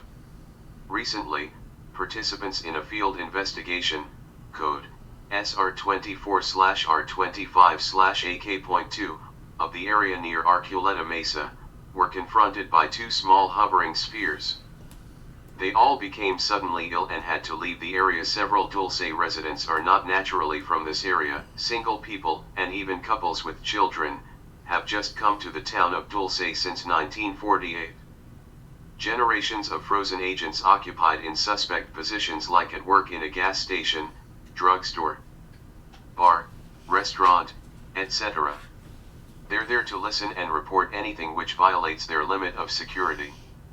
Always in the town of Dulce, you never know who is who. Mind manipulation experiments. The Dulce base has studied mind control implants, biopsy units, ELF devices capable of mood, sleep and heartbeat control, etc. Defense Advanced Research Projects Agency, DARPA, is using these technologies to manipulate people. They establish the projects, set priorities, coordinate efforts, and guide the many participants in these undertakings. Related projects are studied at Sandia Base by the Jason Group of 55 scientists from 38 specific scientific areas. They have secretly harnessed the dark side of technology and hidden the beneficial technology from the public. Other projects take place at area #51* at Groom Lake in Nevada, codename Dreamland *, which is a data and ongoing projects repository and establishment for just some of the following: Electromagnetic Intelligence, ELMINT, Code, Empire Code, EVA Prometheus Project Hybrid Intelligence System Program, IS, BW/CW. Infrared Intruder Systems Project, IRIS, Bypass Reptiles. The studies on level number 4, at Dulce, include human/alien, aura research, as well as all aspects of dream, hypnosis, telepathy, etc. They know how to manipulate the bioplasmic body of humans. They can lower your heartbeat with deep sloop delta waves, induce a static shock, then reprogram via a brain-computer link. They can introduce data and programmed reactions into your mind, information impregnation. The Dream Library *. We are entering an era of the technological ion of psychic powers. This means the development of techniques to enhance man and machine communications, nanotechnology, biotechnology, micro-machines, cyborg, electronic dissolution of memory, EDM, radiohypnotic intracerebral control, RHIC, as well as various forms of behavior control via chemical agents, ultrasonics, optical frequencies, electromagnetic, frequencies which are directed to the physics of consciousness. Better living through biotech. The development of biotechnologies * will mean a revolutionary change in life of every human being now on earth. Warning: fascism is corporatism. We have passed the point of no return in our interaction with the alien beings. We are guaranteed a crisis which will persist until the final revelation or conflict. The crisis is here, global and real. We must mitigate or transform the nature of the disasters to come, and come they will. Knowing is half the battle. Advice: read the book, The Cosmic Conspiracy by Stan Deyo. The Phantom Empire, above the law. The Dulce base is run by a board. The chairman of the board is John Harrington. Jim Baker of Tennessee is the NSA/CIA link to Dulce.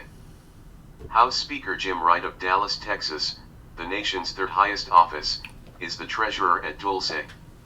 There is currently a power struggle going on, as Rep. William Thomas, Archagophobia, put it. Part of Jim Wright's problem is he fails to understand what's equitable and fair. It's the arrogance of power. Even among his fellow Democrats, many find Wright to be uncomfortable. Wright's operating style leaves him vulnerable. Most meetings of the Dulce board are held in Denver, Colorado and Taos, New Mexico. Former New Mexico Senator Harrison, publicly known only as Last Man on the Moon Schmidt, has full knowledge of Dulce. He was one of 7 astronauts to tour the base. In 1979, he held an animal mutilation conference in Albuquerque, New Mexico. This was used to locate researchers and determine what they had learned about the links between the mute * operations and the alien/government deals. Senator Bryan of Nevada knows about the ultra secrets at Dreamland * and Dulce. So do many others in the government. This is what the UFO researchers are up against, so be careful. They have killed to keep title information secret, and by reading title document, you now know more Titan they want you to know. They also have underwater bases off the coast of Florida and Peru. More detailed information will be released by the government following the plan of preparation for a global alien revelation, in the very near future. Photos, videotapes, documents, etc. will be released. Watch for agents among you now. After all, a fascist group, within this country, had John Kennedy assassinated and got away with it. Look to the links, within the larger umbrella, the web * of a fascist totalitarian secret police state, within the Pentagon, JCS, DIA, Division 5 of the FBI, DISC/DIS and CIA. Note, the Defensive Investigative Services, DIS, their insignia is a composite of the sun's rays, a rose, and a dagger, symbolizing the search for information, trustworthiness, and danger star. The following are basic diagrams of process of creation of artificial hybrids at level number 7, at the Dulce complex. I copyright FN2.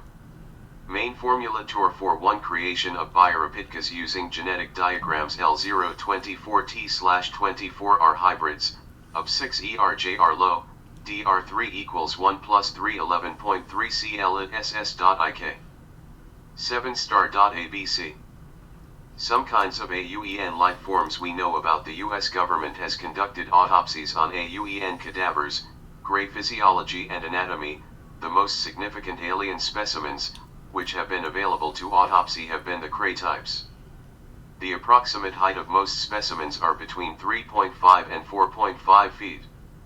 The head, by human standards, is larger in comparison with the body. Facial features show a pair of eyes described as large, sunken, or deeply set, far apart or distended more than a human's, and slightly slanted as Oriental or Mongoloid. No earlobes or apertures on the side of the head were visible. The nose is vague. 1 or 2 small holes have been identified as nostrils.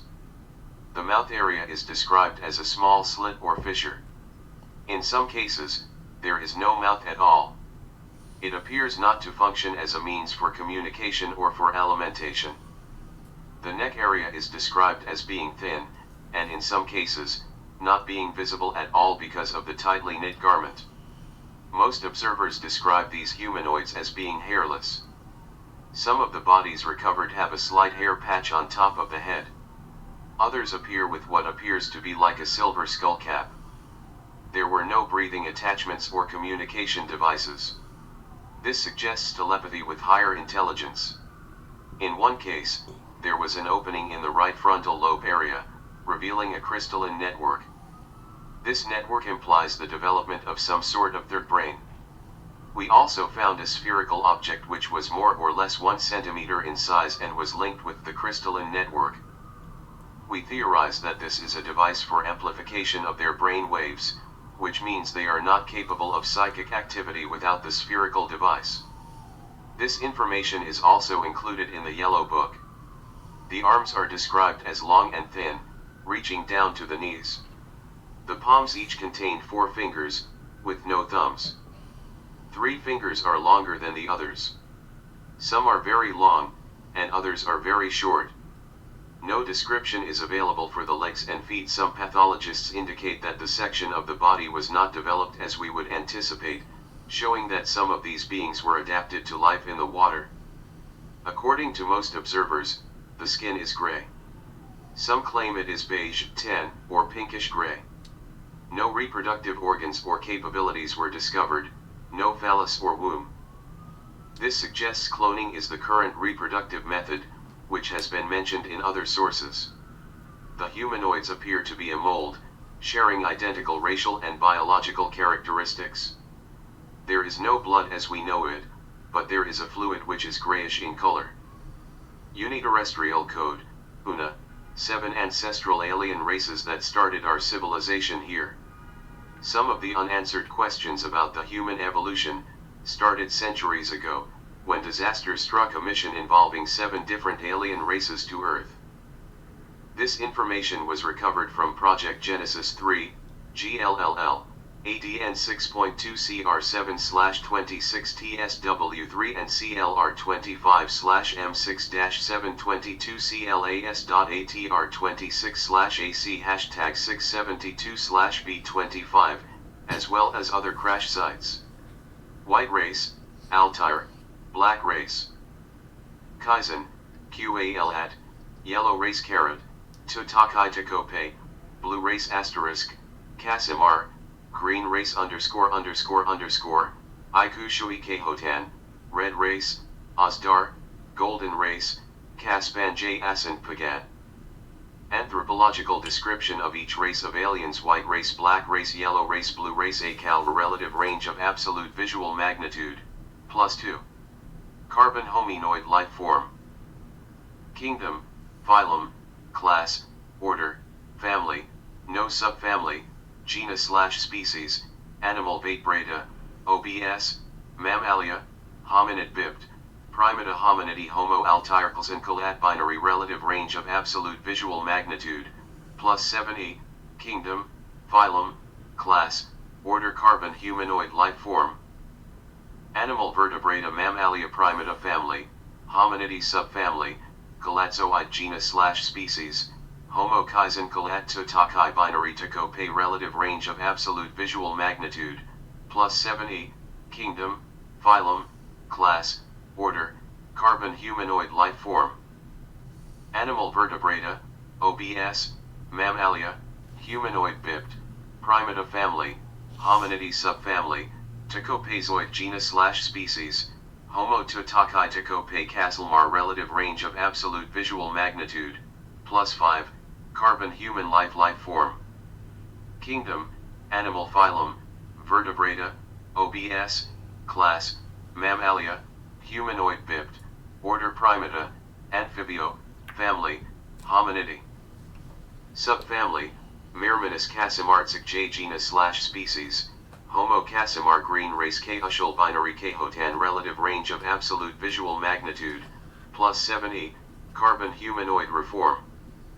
Kingdom, animal phylum, Vertebrata, OBS, class, Mammalia, humanoid bipt, order, Primata family, hominidae subfamily, Kehotanzoid genus/species, Homo K. Ushui Kehotan red race. Ozdar relative range of absolute visual magnitude, +5, carbon humanoid life form.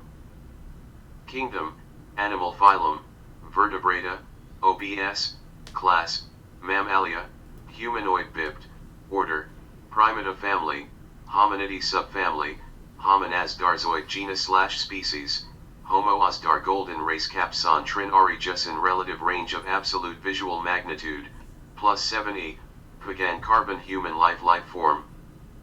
Kingdom, animal phylum, vertebrata, OBS, class, Mammalia, humanoid bipt, order, Primata family, Hominidae, no subfamily, genus/species, Homo caspangesin pagan. Skills and assignments mission, genetic research and colonization of the third planet, Terra, of the star, Sol, our sun of the Milky Way galaxy, Anir and Hobby Ha. Status, out to control group, sequences of mission, Altair's, Kaizen Kalates, Tutakai Takopeas, Kasi Mars, Ke Ushui Kehotans, Osdars, Caspangesin Pagans. A division of the area looks more like their original planets. Division of Terra, Mars, and Phaethon.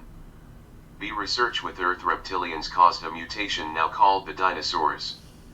C. Research with mammalia mutations. D. Erased, killed off, dinosaurs. E. Crisis at Star Sol, our sun.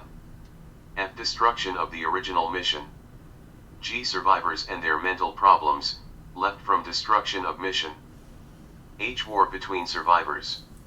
I. Destruction of Phaethon, creation of asteroid belt, Van Allen asteroid belt. J. Survivors. K. Survivors separated and created the ancient civilizations known as Lemuria, Mu, and Atlantis. L. Homo sapiens, Homo mirmanus, and Homo interior coexist on Earth with survivors. M. New aliens landings by the Dominium Grey and Nordic races. Star map Coda, Una, recovered from crashed alien spaceship. Ultra-terrestrial code, Ultron, energetic/intelligent life forms without material body. This information was recovered from NCR/27B01MWC2.B7AC Kadar * project, as well as other crash sites. This alien is created in the centers of quasars. A type of sensitive energy living in the center of pure energy, and is a component more stable than the material Celio that is found in our quasar. The ultrons are an entity composed of primary mental energy, and radiates strong in the visible, ultraviolet, and kappa radiation bands. As our nodes or foil asterisk serve as the origin of the ultron's radiant emissions. As the spectrograph proceeds through the ultraviolet range from 103.2 to 112 angstrom units, we observe that these foyer are not constant for different wavelengths. By varying their relative positions, the ultrons can control the intensity of their emissions. Ultrons perceive dimension and objects in terms of electromagnetic energy. Knowing the speed of light through various mediums, it is able to judge its surroundings much as the Terran bat is able to use the reflection of its own sounds to avoid flying into an object. The radioactive nature of the ultrons, a non-corporeal being, best suited by the Hutchinson radiation. Analysis, HRA, a graphic representation of any energy source. In this case the life aura of the ultrons are strongest in the ultraviolet range. The HRA is a standard readout on most sensor-equipped instruments, appearing as a fluctuating WAR pattern. Intraterrestrial code, Interav, people from outside Earth/dimension/time-space of life at planet Earth from ancestral time. This information was recovered from INAC/26.7 BAC 43.2, INAC-02, as well as other crash sites. They came to Earth several eons ago, and now Terra, or Earth, is their planet too. We talk here about the 7th largest race. We found 2 large races living below the 4 Earth capades. The Reploids kingdom, animal phylum, vertebrata class, Reptilia order, Theropoda family, Hominidae genus/species, Homo lacerate level of species, Beta RDN3 OBS, survive only close to specific devices. They live at a former society and have a high degree of technology. The report 1 Lloyd's data average height, male, 2.0 meters, female, 1.4 meters, average weight, male, 200 kilos, female, 100 kilos, body temperature, male, ambient temperature female, ambient temperature pulse/respiration, male, 40 tenths female, 40 tenths blood pressure, male, 80 50ths female, 80 50ths. Life expectancy, male, 60 Earth years female, 23 Earth years. Cold-blooded. Like all reptiles, the reptiloid is found to flourish in a warm, tropical clime, normally artificial at the big caves.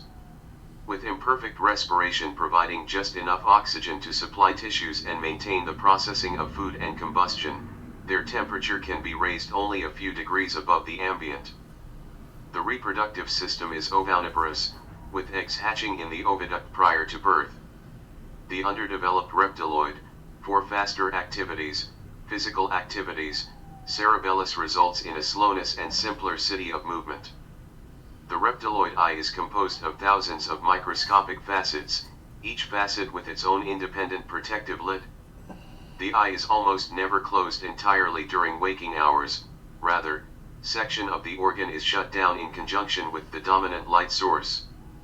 Note, the reptiloids or reportoids survived hidden * inside the earth at a big cave underground surface. T. Photograph reptiloid or reptoid type C male. News clippings Los Angeles Tim, Thursday, July 21, 1988. Newsmaker * it's a Hulk. Christopher Davis 17, swears the creature that attacked him while he was changing a tire in the middle of the night in Scape or Swamp near Browntown, SC, was 7 feet tall and had red eyes and 3 fingers on each hand. Then Tom and Mary Way reported that their car had been chewed up at the same location. Was it the Lizard Man, as the locals are calling him, or just a red fox or a muddy drunk? The theory of state biologist Matt Knox, who has been called in to help investigate the sightings. Sheriff Liston Truesdale said he has been swamped with phone calls from people claiming to have seen the slimy critter, and these are reputable people. The run with television crews and observers hoping to catch a glimpse of Lizard Man, and a Columbia news station is offering a $1 million reward for his capture. Los Angeles Herald Examiner, Thursday, July 21, 1988. It's Lizard Man eye. Story of 7-foot lizard man puts the creeps into town. Browntown, SC. The sheriff has been hearing a lot about the Lizard Man * 7 feet tall with red eyes and 3 fingers on each hand, but a state biologist says everybody would be better off looking for a red fox or a muddy drunk. Christopher Davis, 17, told Sheriff Liston Truesdale he had been attacked several weeks ago by the creature in Scape or Swamp as the teenager was changing a flat tire about 2 a.m. Truesdale said he is getting other calls from people who said they saw the creature, and they are reputable people. Gary C. Fong, from News Service reports. Sir 58.6 abridged CB7 pant. Volume 2 EAC, Muldos, The Insectoids Kingdom, Animal Phylum, Vertebrata Class, Mammalia Order, Primata Family, Insectoceae Genus/Species, Homo Insect Old Level of Species, Unknown OBS, Unknown. The insectoid data. Average height, male, 1.6 meters, master race, female, 1.2 meters. Average height, male, 1.0 meters. Servant race, female, 1.0 meters. Average weight, male, 70 kilos, master race, female, 40 kilos. Average weight, male, 35 kilos, servant race, female, 35 kilos. Body temperature, male, 102 degrees Fahrenheit, female, 102 degrees Fahrenheit. Pulse/respiration, male, 110/2, female, 110/2. Life expectancy, male, 130 Earth years, female, 150 Earth years. The Insectoceae retina is composed entirely of tone-sensitive rods, and is incapable of discrimination between different wavelengths of light. Therefore, the addition of color to the insectoid's vision is accomplished by the dual antennae which, in addition to being auditory receptors, are made up of a complex network of wavelength-sensitive cones. Owing to the highly directional nature of the antenna, the corona of vision is perceived by the subject in tones of gray. Because of this correlation of 4 independent light-receptive organs, Insectoceae vision can be correctly termed quadroscopy. See resulting in relatively humanoid, superior depth perception.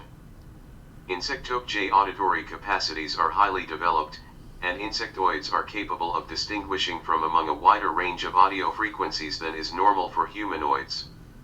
Because of the monodirectional antennae, insectoids usually listen with their head tilted slightly downward. Note, they have a limited exoskeleton. SIR 59.60, 61, 62, 63 abridged CB7 pant. Volume 28 AC, Muldos/Plus, several races, including some already discussed, make their home in the inner earth. These are as follows: Green people, part of the survivors, survived as part of the ancient Keashui Kehotans or Green people. Kaspanjus Pagans or Golden race, part of the survivors, survived inside big group of mountains at Orient part of Earth. They created the Izania. The Eternals, some surviving people from Altair genetic mutated, which caused getting older to be incredibly slowed down, enabling them to live for eons. The Casimar or Blue race, some surviving people created the people of Mu, Lemuria, and Atlantis. The survivors now live in inner Earth and some Atlanteans live underwater. The Deviants are surviving people that mutated from Casimar/insectoids, very dangerous and primitive creatures. The legend of demons was born from the underground deviant race. See the next page for sketch of the deviant. Another time/space. Metaterrestrial visitors are from another time and space. This information was recovered from CRM/26.06 abridged 26, as well as other crash sites. Time travelers are files take only the Sani race. A crossbreeding between humans from Earth and extraterrestrial from Zeta Reticuli from one of our possible futures. 1VU, and YNLL. Of course it is possible there could be other races of metaterrestrial, we just don't have enough data yet about it. Note, you found an example of Sani race watching the Steven Spielberg's movie Close Encounters of the Third Kind *. Look for the special version, it's better. From several different parallel universes from the multi-universe. When they accelerate or decelerate the frequency of vibration of their atomic structure, they are able to exist at our third dimension. This information was recovered from IAC/26, OBR 32 AC 204, Banti, as well as other crash sites. We can't tell much about these beings, because we don't have enough data about it yet. 1. The name of this creature is almost impossible to repeat or even to write. We call this intelligent creature XZ. They look like one single amoeba or jelly. The XZ creature. The Mook. 3. The Waydig looks like a primitive kind of primate, but he is an intelligent being. Normally he never wears clothes. This fact makes strong the idea some people believe that the Waydig is some kind of primitive missing link. We can continue talking about paraterrestrial, but is not logical because we don't have necessary quantity of data for making good research. This is because we talked only about the X2, the Mook and the Waydig just for literal illustration of matter. Gray's extraterrestrial code, EBS, aliens from third dimension, or from outside Earth. This information was recovered from IAC XXXXP14 UP and IAC XXXXP14NR, as well as other crash sites. Extraterrestrial wrongly designated ALFs, alien life forms. I said that because all other 5 types are ALFs also. All 6 types of aliens are ALFs.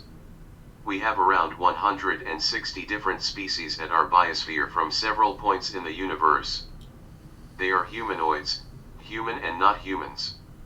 We talk now about the other 5 alien races that stayed much longer than any other race and have much more influence during our history. 1. Type A, Rigelian, Rigel, or Grey 2. Type B, 2 Reticuli, Z Reticuli 1, or Grey 3. Type C, 2 Reticuli, Z Reticuli 2, or Grey 4. Type D, Orion, Pleiades, or Nordic 5. Type E, Barnard star, Orange. The first EEP IAC XXXXP14SC EEP is the name or designation given to the live extraterrestrial alien captured at the 1947 Roswell, New Mexico crash. He died in captivity. Note: O.H. Krill was a joke * created by John Lear and other friend for personal purposes. Nobody knows why Lear denies the KRLL existence. KRLL, KRLL or KRLLL or CRLL or CRLLL, pronounced Krill or Krill, was the hostage left with us at the first Holloman landing as pledge that the aliens would carry out their part of the basic agreement reached during that meeting. KRLL gave us the foundation of the Yellow Book, which was completed by the alien guests at a later day. KRLL became sick and was nursed by Dr. G. Mendoza, who became the expert on alien biology, exobiology. His information was disseminated under the pseudonym O.H. Krill or Krill. KRLL became the Regalian ambassador to the United States. There have been rumors of KRLL's death. We don't know if they are true or not. Main lines, alternative lines. Note: taken from crystal storage device inside a crashed alien ship. The typical malevolent ALF as represented thus far can be described as follows: between 3 to 5 feet in height. Erect, standing, bibbed. Long, thin legs. Small build, thin. Head larger than normal, to human proportions. Absence of auditory lobes, external ear lobes. Absence of body hair. Large, tear-shaped eyes, opaque black with vehicle slit pupils, cat's eyes. Eyes slanted approximately 35 degrees. Small straight mouth, with thin lips. Arms resemble praying mantis, normal attitude, arms reach to knee when extended. Long hands, with small palms. Claw-like fingers, too short, too long webbed fingers. Tough, gray skin, reptile-like in texture. Small feet with four small claw-like toes. Some organs are similar to humans but developed in a different evolutionary process. The most significant finding is that they have a non-functioning digestive system and 2 separate brains. The digestive system in those examined were atrophied, conforming to absence of provisions in recovered crash. This, however, is still just preliminary findings. Movement is deliberate, slow, precise. Secondary findings: after crash site study, alien subsistence requires that they must have human blood and other human biological substances to survive.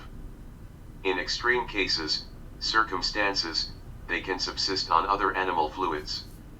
Food is converted to energy by chlorophyll through photosynthesis, and waste products are excreted through the skin, some kind of botanical life form. These creatures possess 2 separate brains separated by the mid-cranial lateral bone partition, anterior brain, posterior brain, with no apparent connection between the two. ALF * furnished extensive information on the aliens and their history, which is known as the Yellow Book. Because the aliens have a tendency to UE, we can't be 100% sure about all the information inside the Yellow Book. Luna 1 is the Rigelian base at the other side of the moon, or the far side of the moon like some scientists prefer to say. It was seen and filmed by the Apollo astronauts. A base, a mining operation using very large machines, and the very large alien crafts described in sighting reports as mother ships exist there. Wave Nest is the Regalian base in the Atlantic Ocean. A underwater alien base, mining, and big cigar-shaped crafts.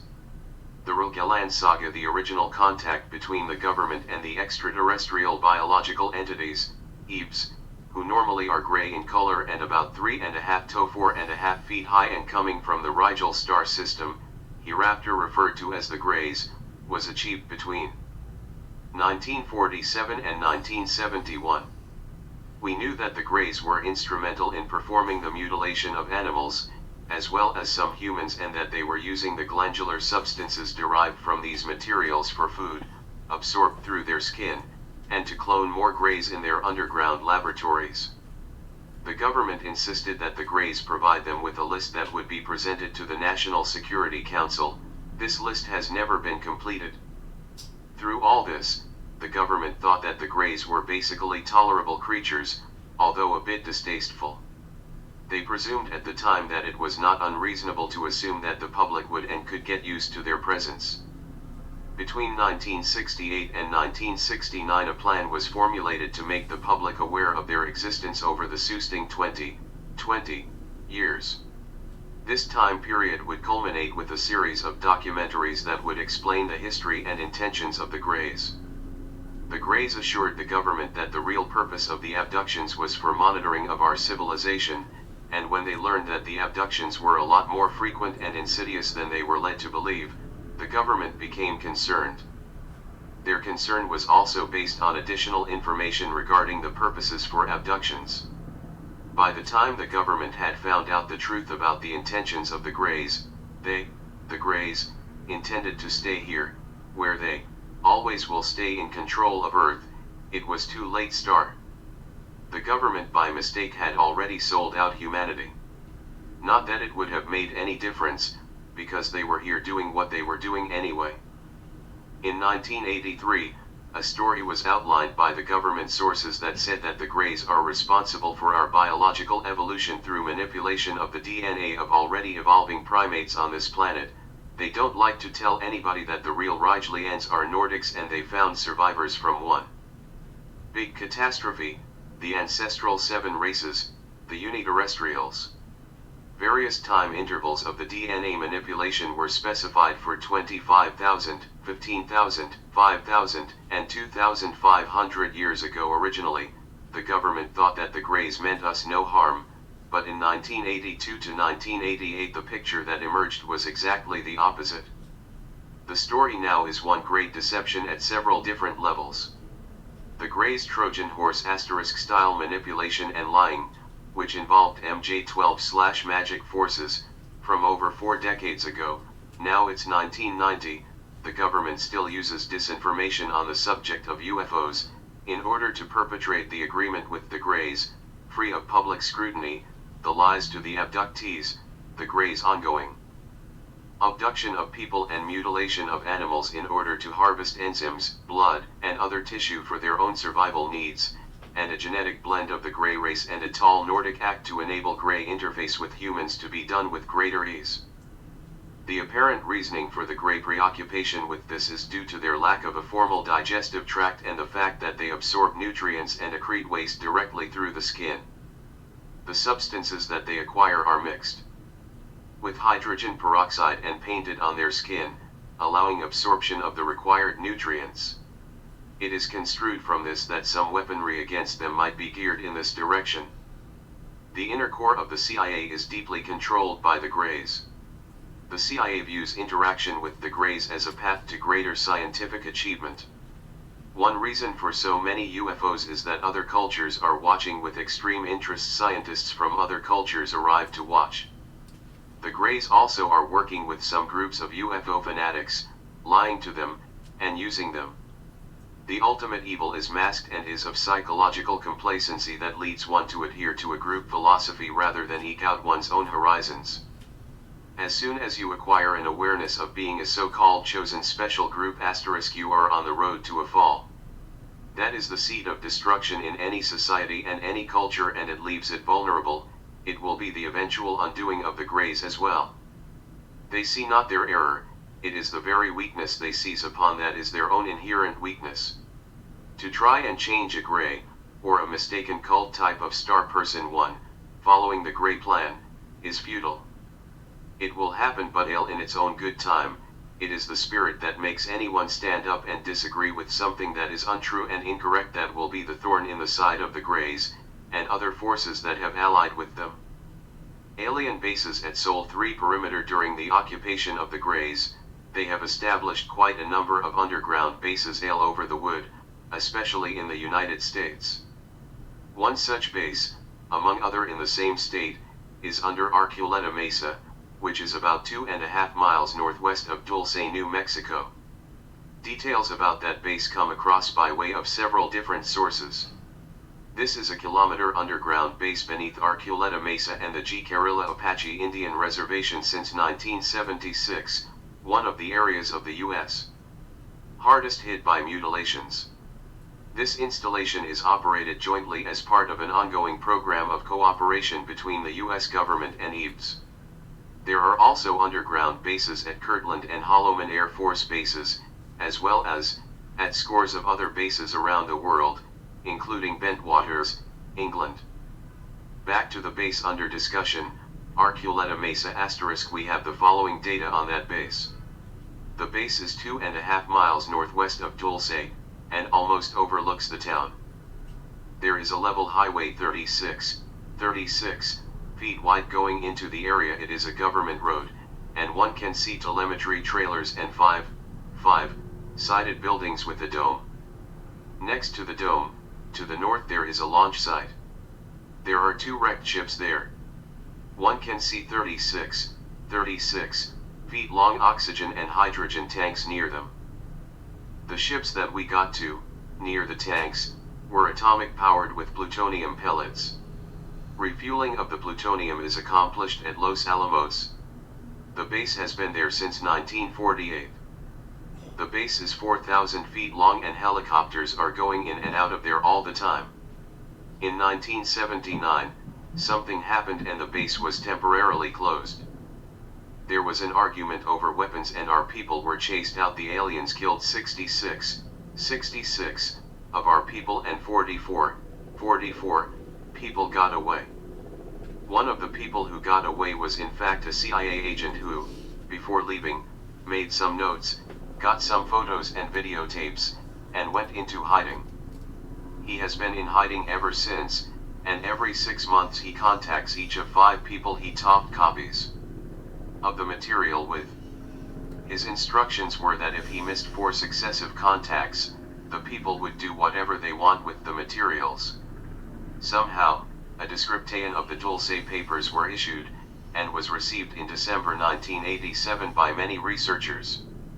The Dulce papers were comprised of some 25 black and white photos, a videotape with no dialogue and a set of papers that included technical information regarding the jointly occupied U.S. and alien facility 1 kilometer beneath the Arculeta Mesa near Dulce, New Mexico. The facility still exists and is currently operational. It is believed that there are four additional facilities of the same type, one being located a few miles to the southeast of Groom Lake, Nevada. A general description of what these papers contain is that they contain documents that discuss copper and molybdenum, magnesium, and potassium, but mostly papers about Bill Copper. Sheets of paper with charts and strange diagrams. Papers that discuss ultraviolet light and gamma rays. These papers tell what the aliens seek, the secret of the metagene *, and how the blood, taken from cattle and some humans, is used. They tell why some aliens seem to absorb molecules to eat by putting their hands in blood, sort of like a sponge, for nourishment. It's not just food they want, the DNA in cattle and humans is being altered. Why a type 1 * creature is used as a lab animal, and how to change the atoms to create a temporary, almost human being. It is made with animal tissue and depends on a microcomputer to simulate memory, a memory the computer has withdrawn from another human being, creating some kind of clone. The almost human being or clone is a little slow and clumsy. Real humans are used for training, to experiment with and to breed with these almost human star. Some are kept in large tubes, and are kept alive in an amber-type liquid. Some humans are brainwashed and used to distort the truth. Certain male humans have a high sperm count and are kept alive for that reason. Their sperm is used to alter the DNA and create a non-gender being called type 2 star. That sperm is grown in some way and altered again, put in wombs. They resemble ugly humans when growing but look normal when fully grown, which only takes a few months from fetus size, but they have a short lifespan, less than a year. Some female humans are used for breeding, and subsequently, countless women have had a sudden miscarriage after about 3 months into the pregnancy, and some never know they were pregnant, others remember contact some way. The fetus is used to mix the DNA in types 1 and 2. The makeup in that fetus is taken at 3 months and grown elsewhere. That's what the Dulce papers talk about. Some of this information is covered in Volume 2, The Pulsar Project **. There are some pen and ink reproductions of what one of the wombs look like, i.e. 2 by 4 feet, an illustration showing one of the tubes in which the almost humans * are grown, a page showing a simple diagram of crystalline metal, pure gold crystal, and what looks like either a genetic or metallurgical diagram or chart. Also attached is what looks like an X-ray diffraction pattern and a diagram of hexagonal crystals, with the comment that they are best for electrical conduction. It would appear that the last half of the material in the papers applies to the supercrystalline metal used for hull structure, or something along that line. Obviously, this is rather bizarre from a certain point of view, any point of view.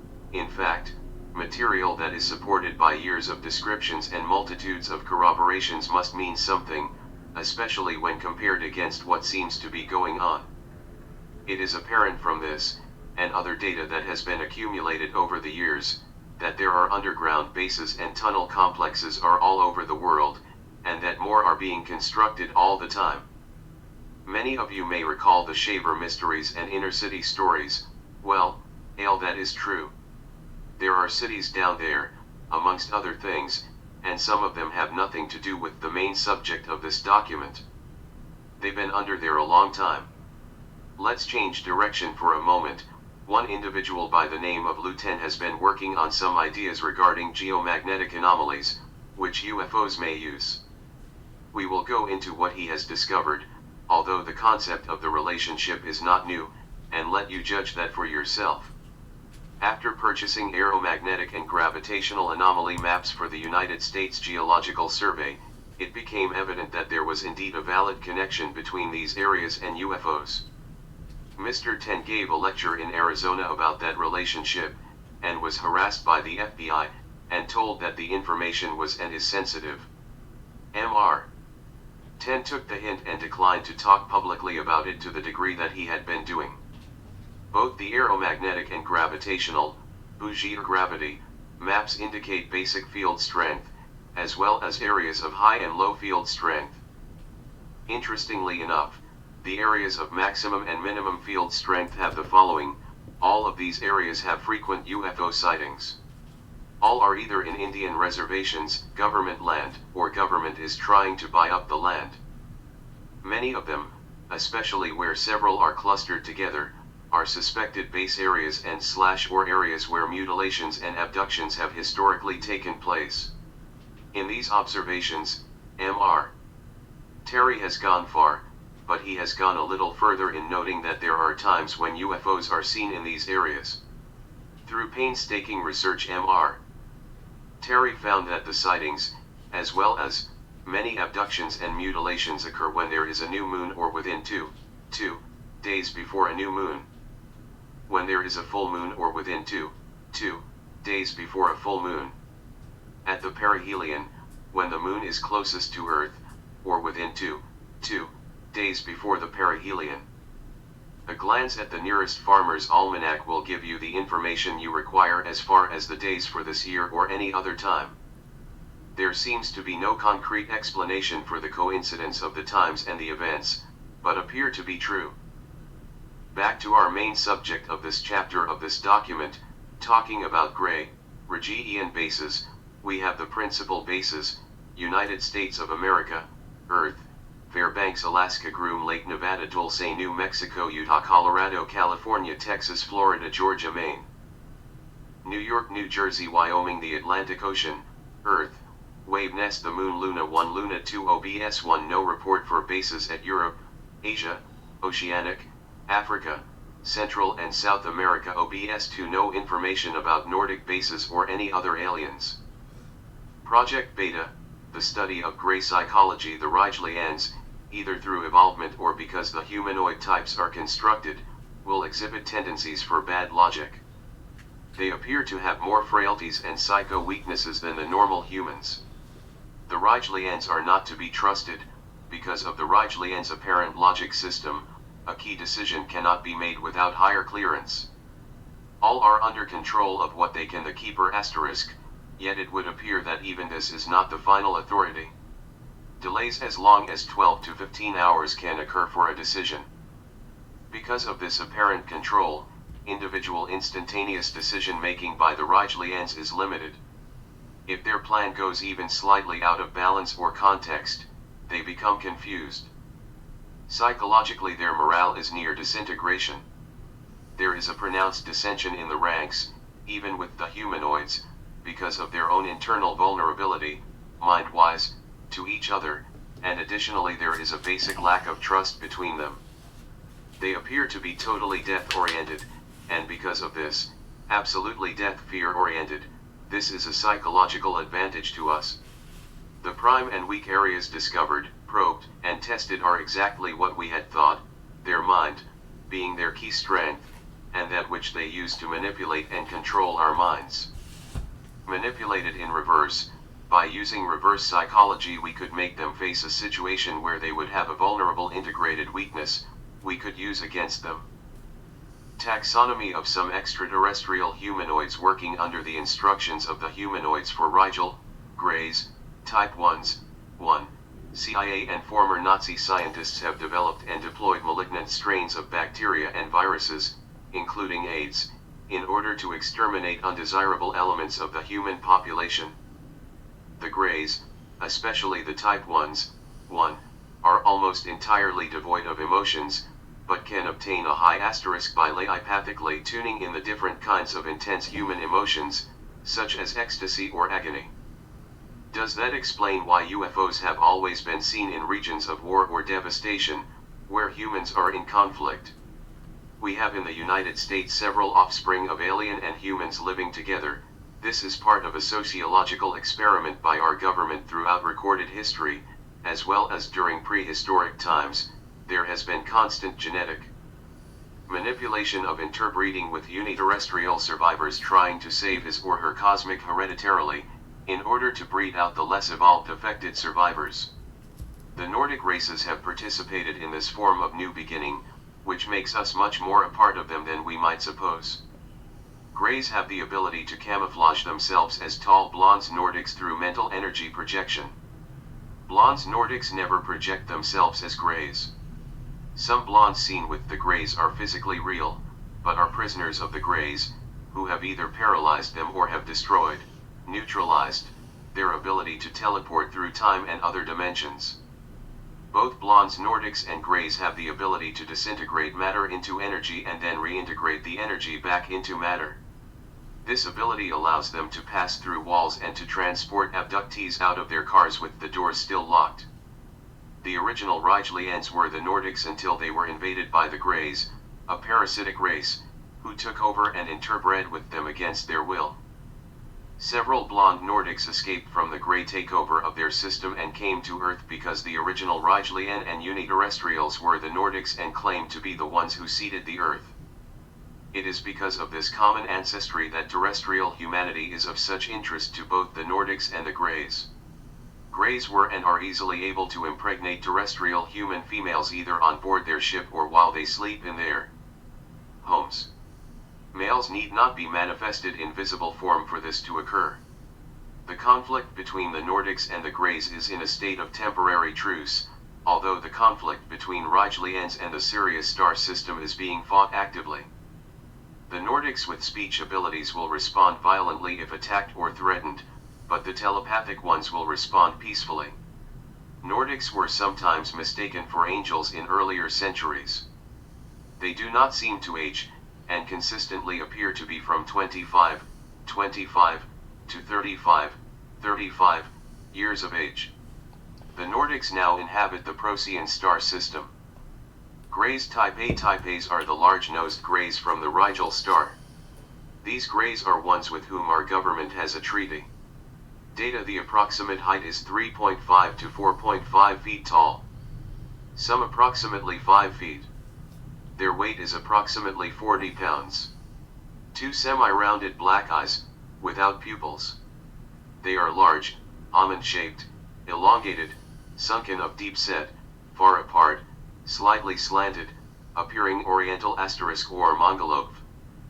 The head, by human standards, is large when compared with the size of torso and limbs.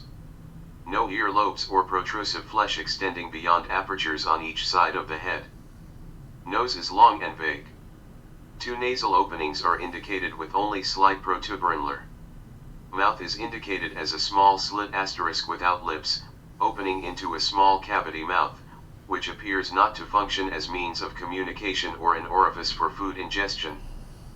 Neck described as being thin, and in some instances, not being visible because of garment on that section of the body.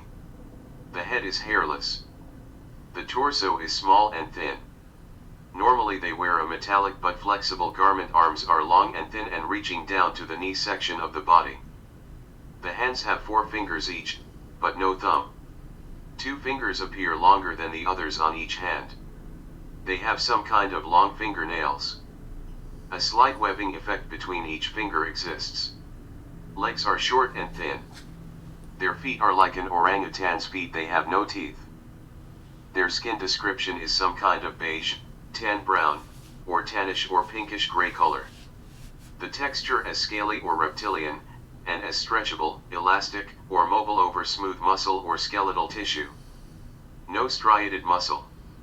Light perspiration and very particular body odor. Under magnification, the tissue of skin structure appears to be a mesh, or like a grid network of horizontal perpendicular lines. They suggest that the texture may be similar to that of the granular-skinned lizards, such as the iguana and / or chameleon, and may be similar to at least on other type of alien humanoid. No apparent reproductive organs. Perhaps atrophied by evolutionary degeneration. No genitalia. The absence of sexual organs suggests a system of cloning reproduction may be prevalent. The aliens appear to be formed out of some sort of mauve, or sharing identical facial characteristics. Colorless liquid prevalent in body, without red cells. No lymphocytes. Not a carrier of oxygen. No food or water intake is evident or known at this time. It is believed at present that no food may ever be required. No digestive system or GL tract. No intestinal or alimentary canal or rectal area described. Many variations of anatomy exist. Their lifespan is unknown at this time. Type B. Type Bs are the greys from Xerecticuli 1. These greys are also ones with whom our government has a treaty. Data physiology more or less is very similar to that of the Ridgelian greys. They are male and female. The differences are they need food for survival. They prefer proteins of dairy meals. They have a sexual form of reproduction. The Orolo * grow outside the female Xerecticuli 1. The next page shows a sketch of a Zret1 Coli 1 alien. Type C, 1 and 2, are the greys from Xerecticuli 2.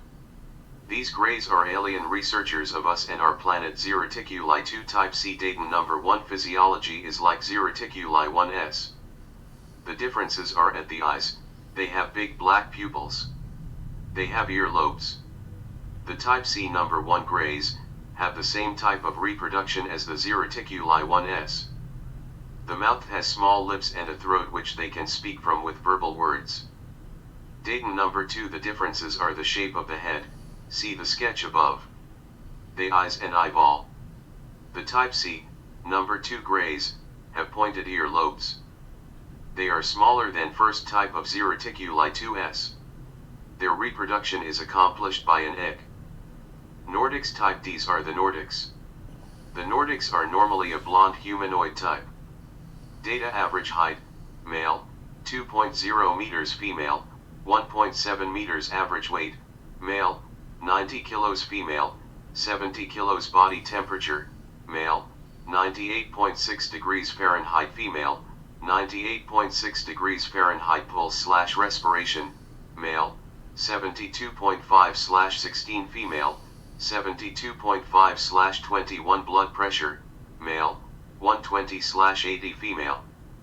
80/50ths life expectancy, male, 60 Earth years female, 23 Earth years. They come from several places, but the main places they come from are the Pleiades and Orion star system. Note, I have found some smaller Nordics with dark skin or dark hair. there is still not enough data about this offshoot. Oranges type Es are the oranges. The oranges are normally a red-haired humanoid type. They come from the Barnard stars.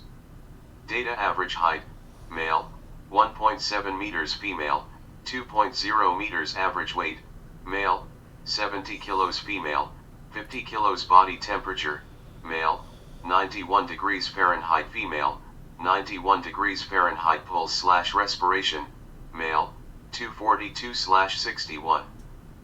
Female, 242/61. Blood pressure, male, 80/40ths, female, 80/40ths. OBS, they can use a beard sometimes.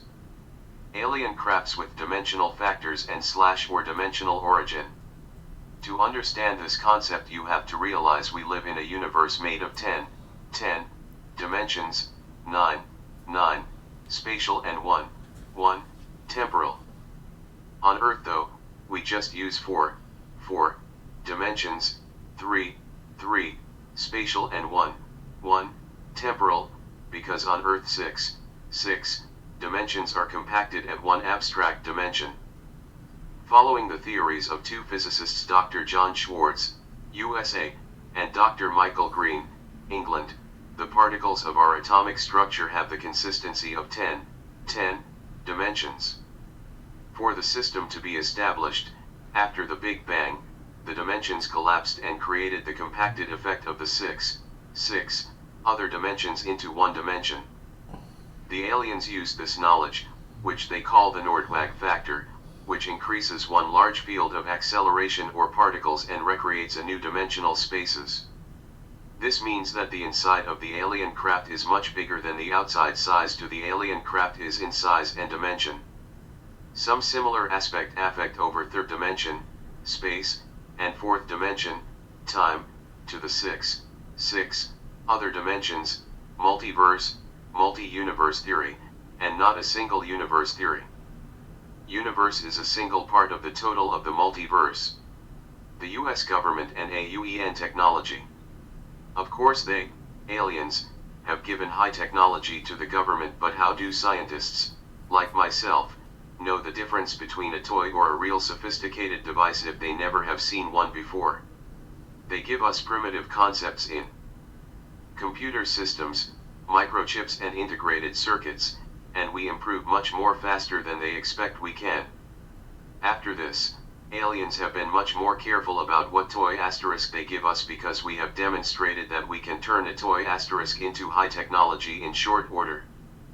The main interests of the US government is to collect all possible alien information in science, especially new sources of energy, technology, especially beam weaponry and tactical aircraft, medical, extend the life expectancy of humans and total elimination of deadly infirmities, I.E. for elimination of the weak asterisk people from our society, and intelligence, especially in mind control. All of these objectives are still ongoing. The implant or SBMCD multiband microreceptor/PRANS MICER unit's auditory sensors maintains a constant monitoring of wavelengths that extend into the ultrasonic frequency range, as well as being able to detect sound of only a few dB in strength at short distances. Central power nucleus.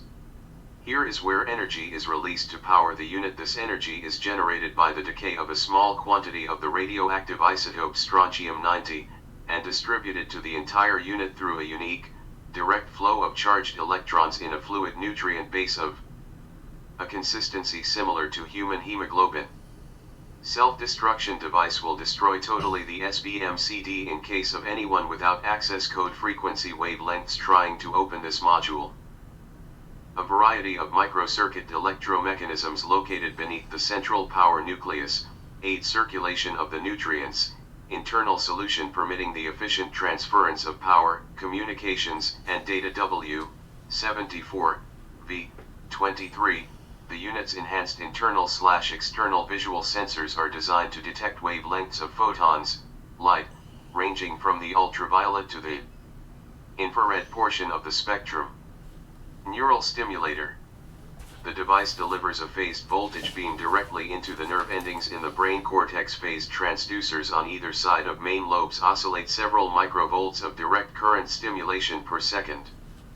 Total control of the brain at the end. The unit's auxiliary data storage center maintains over 10,000 micro-silicon wafers, each integrated by direct lead to the micropositronic simulated brain center, providing instant access to tens of billions of bytes worth of information on call.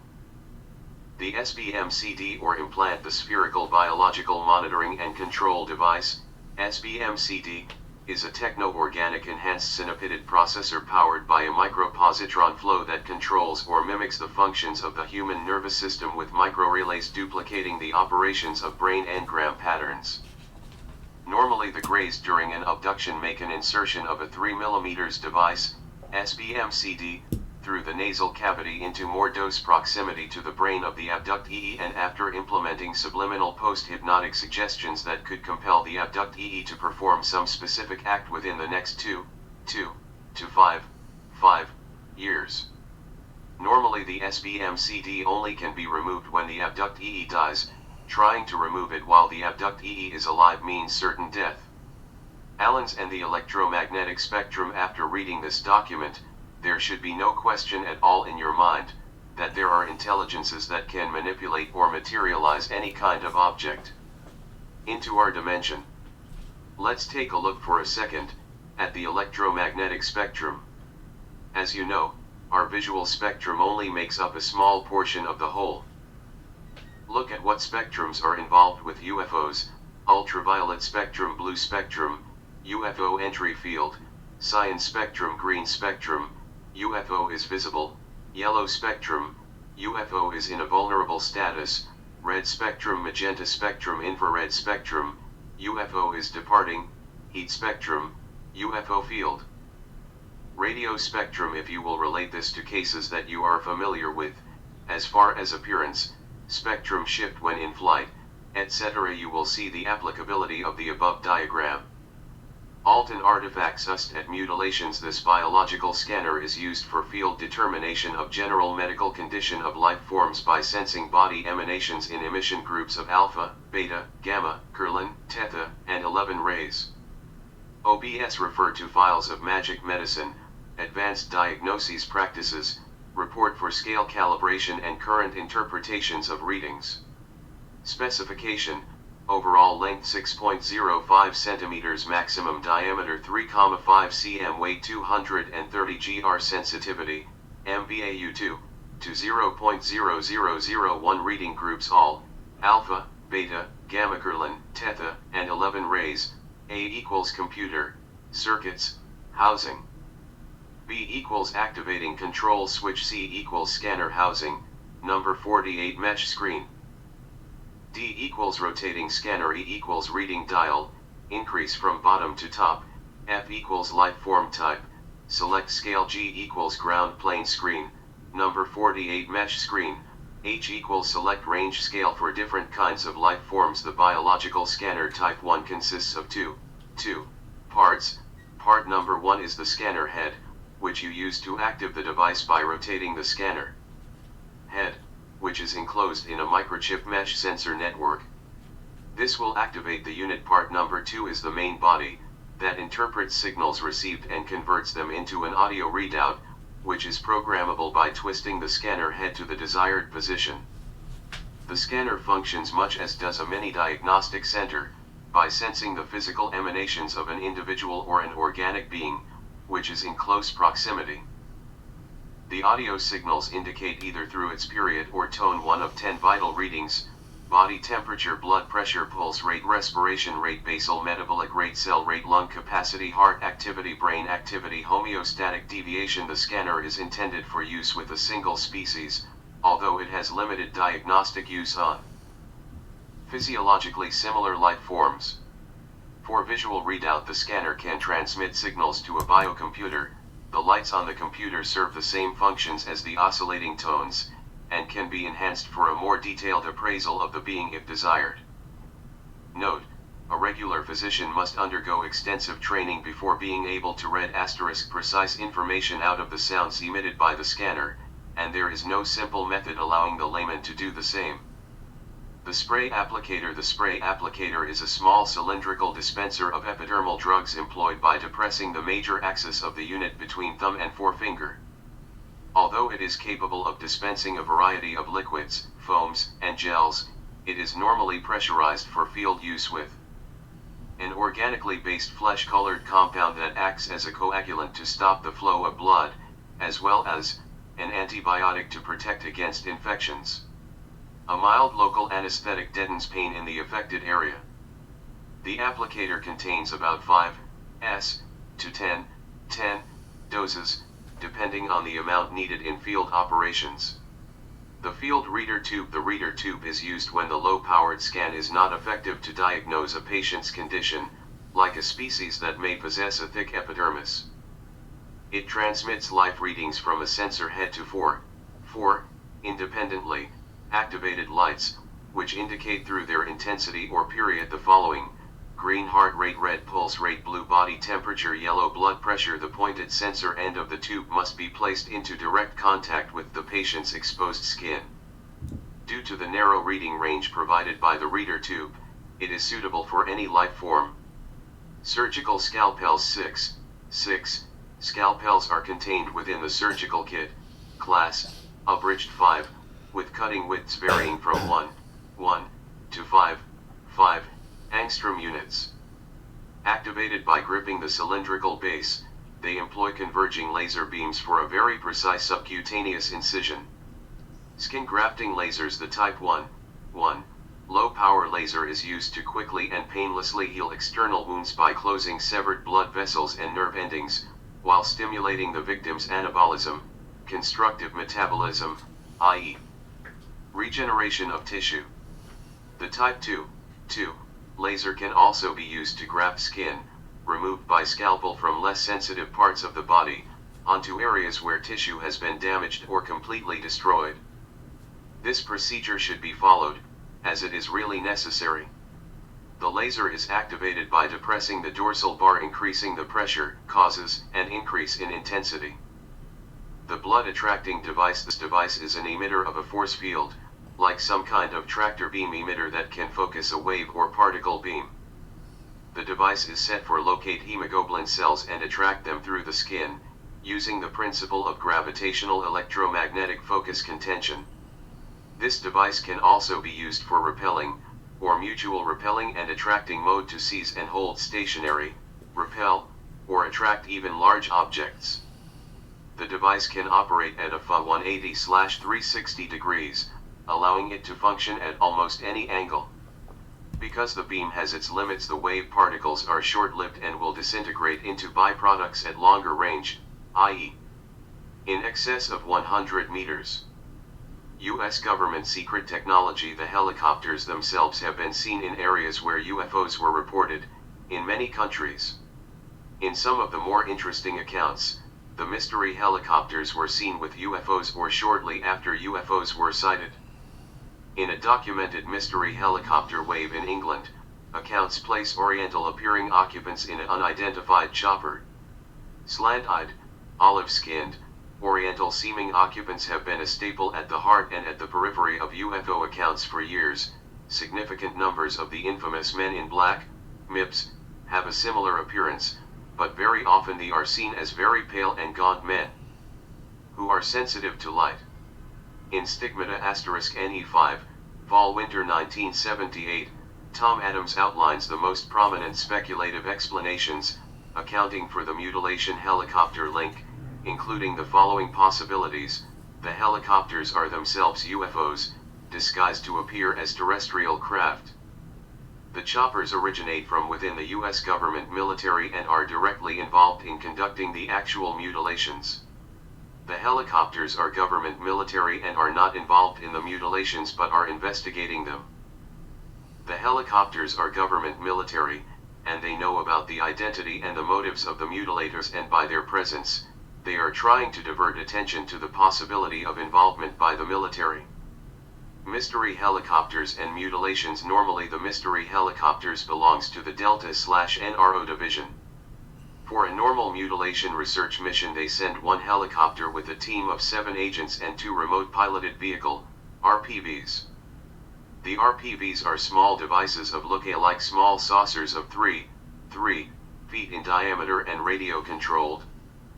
Surveillance devices. 3 3 feet in diameter airborne remotely operated device, AROD. The RPV note, this vehicle was created by Aerojet Electrosystems in California. The RPVs also carry a surveillance robot airborne remotely operated device, AROD. A flying pizza with a tail, 3 feet across, carrying a high-tech video camera aboard. Also surveying the surveillance device from above, is a device known as a high-altitude, long-endurance drone, HALE. HALE is designed to reach altitudes up to 100,000 feet. The device is powered by microwaves from the main helicopter. The HALE, ADR-238F. The Teledyne Ryan Aeronautical Corporation is responsible for the mysterious helicopters, or *XH sharks, as they refer to them. The TRA, SN-75XH-75D, I believe a cover-up of the capacity of this helicopter, is operating, which overrides the real and total capacities and capabilities of this helicopter, but the following is only what I've been able to learn, and may not be the total capacity and / or capabilities. Type rotor, advanced blade system, experimental research demonstrator. Engines, 1825 horsepower Pratt & Whitney engine, Canada J60-3A turbojet, turboshaft, and 3,000 pounds. 1,361 kilograms, Pratt & Whitney turbos. Dimensions, diameter of 3 blade, double main rotors are 36 feet oin, 10-97 m, length of the fuselage 40 feet. Performance, maximum speed, level flight, 276 miles per hour, 445 kilometers per hour, rate of climb 5,000 ft/. Secretary. Some helicopters, XH-75D type, also have a gravitational electromagnetic projector to create a cocoon * around the helicopter as a disguise. A 360-degree global arcade with a radius of 50 feet, more or less, provides a photonic force field. A black helicopter, XH-75D type, when activated, turns into a UFO, as shown below, with no inertia and no acceleration effects. This provides 82% higher protection against attacks. When used during a normal mutilation research mission, the XH-75D type black helicopter carries a crew of 7 agents, 2 RPVs, and 1 HALE drone. The Monitor, abduction. In the 50s, the EBs, Greys, began taking large numbers of humans for experiments. By the 60s, the rate was speeded up and they began getting careless. By the 70s, their true colors were very obvious, but the special group of the US government still kept covering up for them. By the 80s, the government realized that it was too late and there was no defense against the Greys. So programs, media, sign, TV, comics, commercials, books, magazines, cartoons, etc., were enacted to prepare the public for open contact with non-human alien beings. Now at the beginning of the 90s, 1991, these programs are continuing, and working well too. The Greys and the Reportoids are in league with each other, but their relationship is in a state of tension. The Greys only know the Nordics and the reptilian race as their enemy. Don't confuse the difference between the reptilian race and the Reportoids or reptiloids, because they are completely different races. We will talk more about the reptilian race later. Some forces in the government want the public to be aware of what is happening, while other forces, collaborators, want to continue making whatever deals necessary for an elite few to survive the coming conflicts. The future could bring a fascist new world order * or a transformation of human consciousness, awareness. The struggle is now, when any active assistance is needed. Prepare. We must preserve humanity on Earth. The case for alien abductions. Grey types and some Nordics are on the top of an alien force who are bent on abducting millions of people, along our history, against their will, subjecting them to intense medical probing and committing other invasive acts. These determined alien species are here, using Earth as a gigantic breeding ground. Their accumulated data shows that we're well past the phase where mythic or academic explanations alone will suffice. Up from the strange, chaotic depths of abduction lore packed into a growing research files and journals, a central theme is emerging. The bottom line evidence of certain aliens' methodical, ultra-intimate program with Earthlings refutes the cosmic altruism found in traditional contact EE literature, and counters the New Age trend of unrealistic idealism that concentrates exclusively on benevolent, spiritual motivations of presumed ET visitations. Scientists are beginning work on the alien front.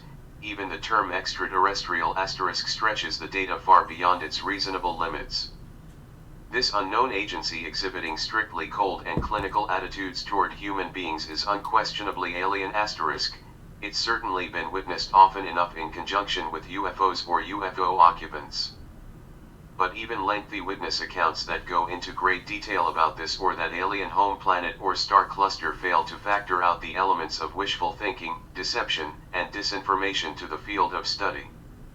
The potential for misleading data attaches itself to abduction research as readily as memories of blindingly bright lights and missing time asterisk recur as acknowledgments of the experiment itself.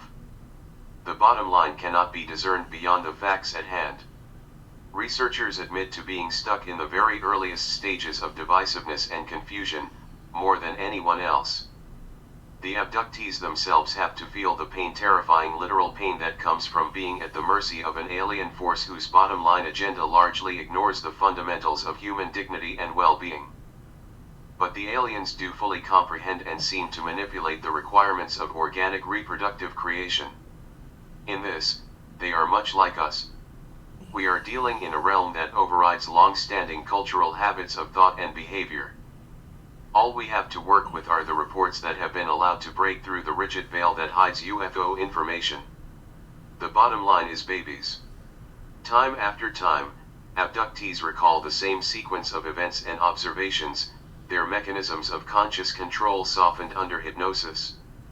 Many come in clean asterisk, that is, with little or no previous interest in UFOs and having never heard of or much less read the several books that are introducing the topic to the masses, Intruder and Communion. The proscribed order of abduction events reveals an industrial-sized operation with across-the-board demographics. People of all races, most ages, and both sexes have had the experience.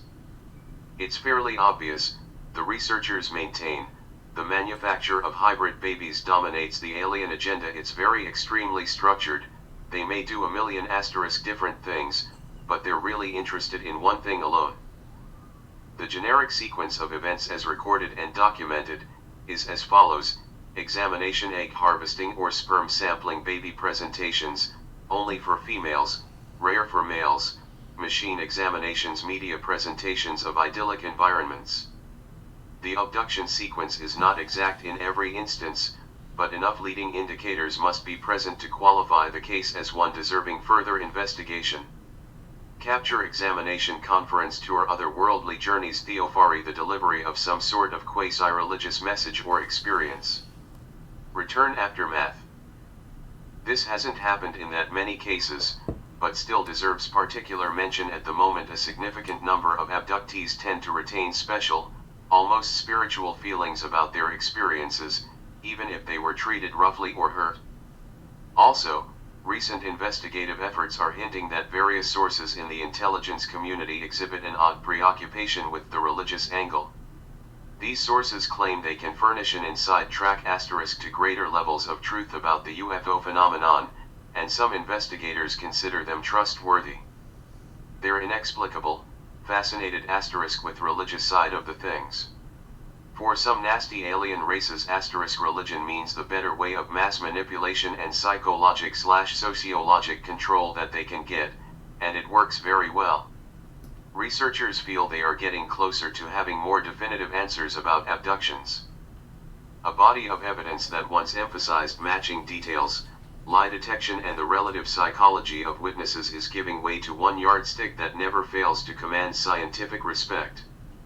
Similarities in form and content are important to know, but ultimate answers demand exterior evidence to bridge the gap between report and reality.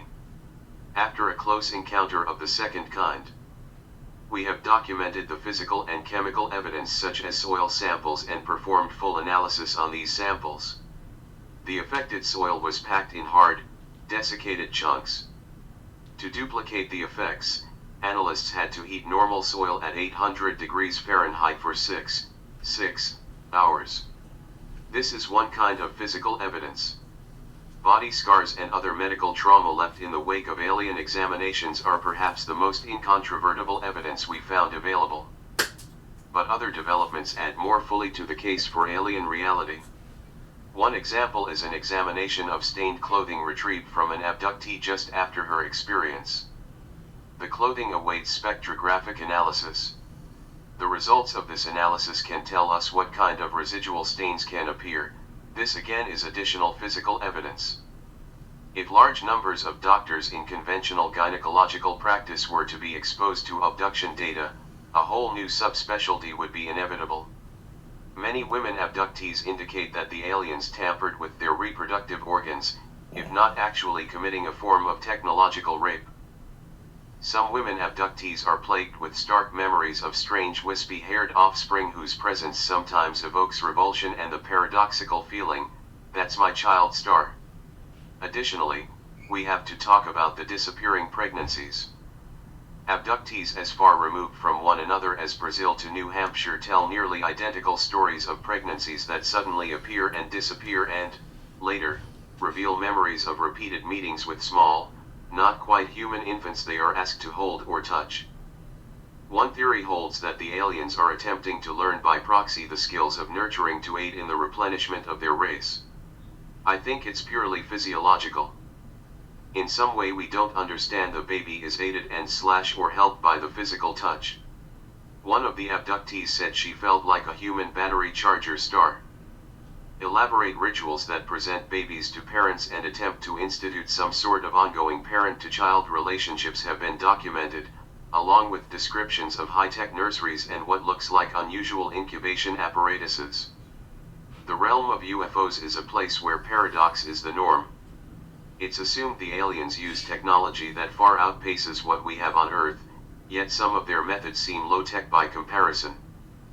According to some data collected about abductions, the aliens, like humans, have to confront the world of E.R.R.O.R in their experiments. For many years, the world of E.R.R.O.R appeared primarily as a crashed saucer, recovered pieces, and occupants. What we're finding in the abduction phenomenon is that the factor of error is quite different. What it boils down to now is someone sneezing out something, or an odd metallic object in one's body that no one can make heads nor tails or. Several people have in fact sneezed out objects which may be alien implants, through so far most of the objects have been lost or thrown away, but a few implants were recovered, which will be discussed later in this document. The unfolding drama of abduction wouldn't be complete without a token note of Big Brother * government paranoia. Even earthly high-tech includes sophisticated mind control techniques and the capabilities to project sights and sounds at a distance. Perhaps not probable, but it's possible that what most researchers consider an alien orchestrated abduction sequence is actually a carefully scripted, electronically induced perception. That means big news to Earth. If certain areas of the human brain can be remotely stimulated, then it is possible to develop a technology that broadcasts over large territories, literally saturating the area with a flood of symbols. Such a device would be a major tool or social change. The buzz that human witnesses often hear could be produced by microwave radiation, known to be in the arsenals of government's darker programs. A mind control hypothesis could also explain the relative lack of physical evidence, through only an irrational stretch of the imagination might link mind control techniques with what evidence has been documented, i.e. physical traces, unusual metal garments and scarring. Worth noting, however, is the fact that some researchers pursuing this trail of investigation have been summarily and sometimes harshly thrown off. Sporadic accounts of humans assisting with abductions add a chilling note. What we inevitably face, even with the growing evidence, is a mountain of unanswered questions. If and when the mainstream quits denying the presence of UFOs, a well-supported program of tactical research may ensue. Until then, abduction remains a mystery and the abductees the outsiders whose physical and emotional well-being hinges on its solution. The data we have about abductions, as derived by conversations with the abductees, that during the abduction process all abductees were scanned with a very sensitive and powerful mental probe which retrieved all personal and private data, name, address, age, profession, psychological pattern, etc., from the abductees and was readily available to the aliens for their data bank. Just a few of these names and addresses go to our government per the alien/government agreement. During the process of abduction, a directional subliminal mental command kept away any other non-interesting witnesses around the area of the alien craft. After an abduction occurs, and if we can maintain synchronicity of finding the abductees within 12 to 24 hours after the abduction, really not an easy job, we recommend, in the case of a female abduction, a complete gynecological procedure common to abductions. In succeeding generations of family exposure to recurrent abductions, we are observing areas of the human body that are consistently and quite visibly affected. This evidence is related to the skin, dermatology, and muscles, musculoskeletal system. During their experiences, many abductees and/or witnesses will feel a tingling, prickling, or static electric shock type of paresthesia sensation over the skin, followed by paralysis, involving the musculoskeletal system, of the entire body, with the exception of an abductee's heart and lungs where minor or no effects may be found. Scars. The body marks may remain permanently or become transitory in nature over a short duration, healing or disappearing altogether. In dealing with the skin we find the following evidence: a thin, straight, hairline cut, linear, and about 1 to 3 inches in length. A circular or scoop-like depression, about 1/8 to 3/4 of an inch in diameter and maybe as much as 1/4 of an inch deep. Rashes. Rashes are seen on the body, most appearing on the upper thorax, chest, area and lower extremities, thighs and legs. Many are geometrical in shape, triangular or circular. Other rashes, similar to chronic inflammations such as localized psoriasis, may be found on other body areas. First and second degree bumps have been sustained in a number of cases, and in some cases questionable tumors, lipomas, have been noticed just beneath the skin. The most common areas examined by the aliens. Other medically determined patterns of consistency are as follows: the nasal cavity, ears, eyes, genitalia, the umbilical, navel, region on females only. These areas appear to be the physical areas of greatest interest to the abducting aliens. Many abductees have described a thin probe with a tiny ball on its end being inserted into each nostril, usually on the right side. The abductees are able to hear a crushing type sound as the bone in this area is apparently being penetrated. We believe this is when they insert a device for tracking and communicating with the abductee in the future is inserted. Many abductees will have nosebleeds following these examinations. As a precautionary note, we recommend that known or suspected abductees, who be parents, watch their children for any evidence of recurrent nosebleeds that can't be explained. I recommend immediately taking the child to a pediatrician to discover the nature of the nosebleeds. Diagram of female areas examined. Needle marks on the roof * of the mouth, implant, upon examination by a doctor, reveals evidence of bearing more children than the female is aware of. Needle marks in the back of the head, implant, triangular rashes or bruises, unexplained gashes or slices /pp. Note, these are just a few of the locations, shapes, and types of marks left by an abduction. Many researchers believe that the alien technology is being used to insert an implant, we talk about implants in other parts of this document, into this area for future tracking of the individual. It is interesting to note that many of the individuals subjected to nasal probing now have a future history of chronic sinusitis. Documented evidence has also shown that some abductees have been probed in their eyes and ears with a similar instrument. With eyes being involved, abductees may experience temporary blindness, blurred vision, swollen, watery and painful eyes, photophthalmia, acute conjunctivitis, red and irritated, inflamed eyes that is called pink eye asterisk in lay terms.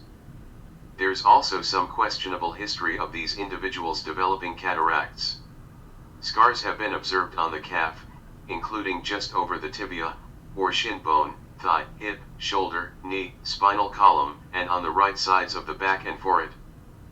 Biological specimens, samples usually taken from abductees and/or witnesses, evidence indicates that aliens have taken blood, oocytes, ova, from females and spermatozoa from males, and tissue scrapings from their subjects' ears, eyes, noses, calves, thighs and hips when abductees and/or witnesses are asleep or possibly under some form of alien anesthetic. There is also some circumstantial evidence to suggest that specimens might have been taken from the following: saliva, aqueous vitreous humor, eye fluids, cerebrospinal fluid, urine, stool, hair, and nails.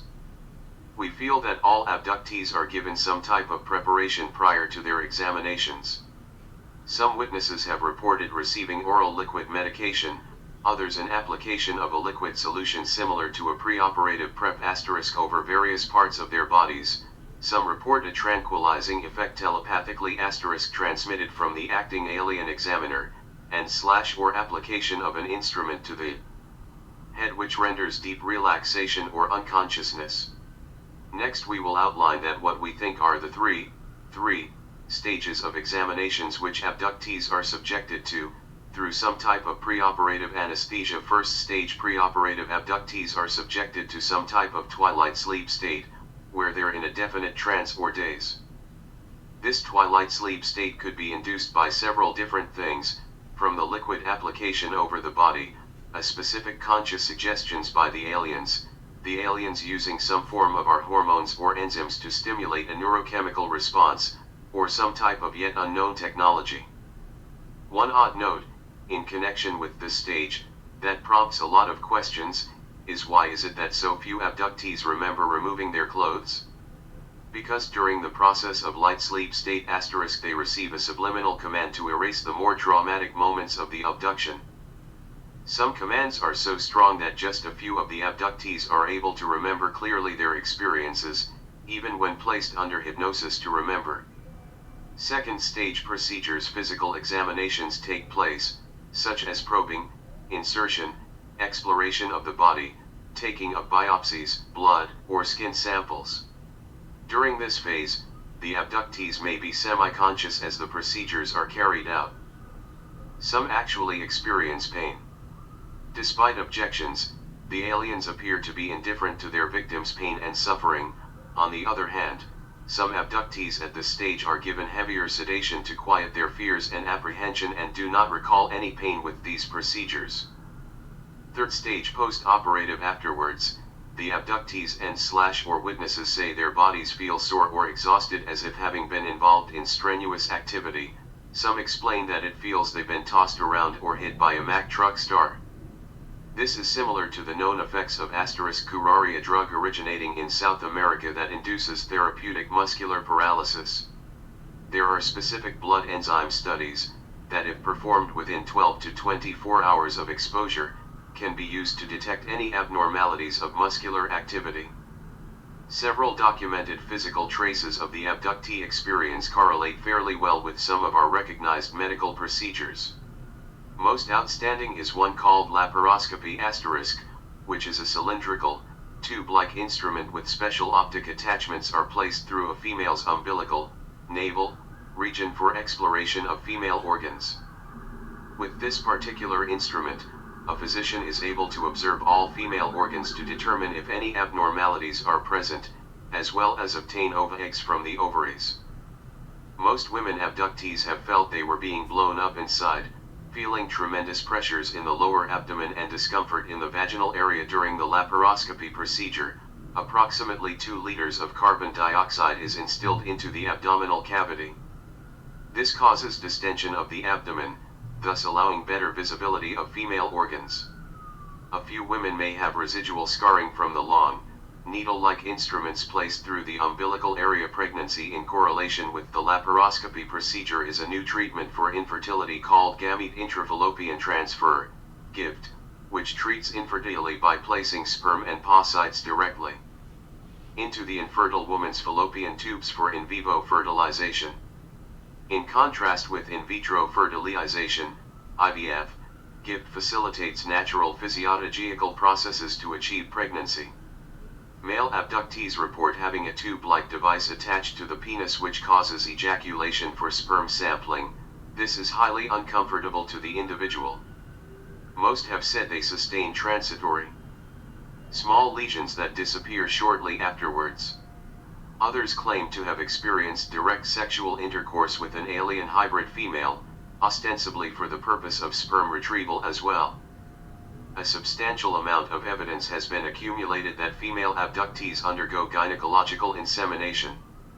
These events have resulted in pregnancies, most documented by a positive pregnancy test by gynecologists. In cases of spotting of bleeding with these pregnancies, the physician normally performs a pelvic ultrasound scan, ultrasound test to check pregnancy within the uterus, to rule out a threatened miscarriage or missed abortion, failure of the pregnancy to grow. The test can detect a pregnancy as early as 5 weeks. Thus, pregnancy can be confirmed with 2 different gynecological tests. It should be noted that the government uses the abductees' normal doctors to collect most of above and following data, without the patient knowing anything, and in most cases the doctors knowing very little, and threaten that if they ever talk, they will have the licenses revoked permanently. In cases we have seen, this is followed up by a subsequent alien abduction, usually when the pregnancy is approximately 8 to 10 weeks along. During this time, there is a retrieval and or removal of the pregnancy by the aliens. The female may or may not experience spotting or bleeding during this time. What's baffling is how such a pregnancy can be removed intact, without causing death or injury to the extracted embryo by the aliens. In order for a particular to continue, several methods would have to be available immediately to sustain life in the extracted embryo. We suspect that some type of simulated intrauterine growth incubator is used to maintain the pregnancy, or perhaps an alien hybrid female is used, whose role is to act as a surrogate-type mother. Techniques for reimplanting the embryo are very difficult for our medical technologies of today. Several alternative combinations can be speculated with the artificial insemination of female abductees, A. Alien sperm plus female eggs, B. Male sperm plus female eggs. In this case the aliens choose a special type of male. C. Male hybrid sperm, combination of both A and B, plus female eggs. Note, female human eggs are apparently needed in all cases. Hybridization. They claim that Rh blood is the proof of hybridization, and our own science tends to bear out their claim. We know that this group of aliens has a tendency to lie. Since this is a device asterisk, referred to above, is of their invention, they are probably able to manipulate it just like Hollywood technicians manipulate equipment to produce the special effects or trick hologram photography. Our genetic code, i.e. under siege in focusing on the gynecological and reproductive procedures that have been performed on abductees, we have to come to firmly believe there is some type of ongoing genetic manipulation that is occurring within various family generations. For purposes of clarification, it is essential for us to use some medical terminology to explain specific facts. The way to genetic manipulation lies within the deoxyribonucleic acid, DNA, molecules of the human gene cells. These genes control the reproduction and day-to-day functions of all cells. It has been estimated that there are probably 30,000 to 400,000 essential genes in the human cells, assembled in lengthy linear arrays that together with certain proteins form rod-shaped structures known as chromosomes.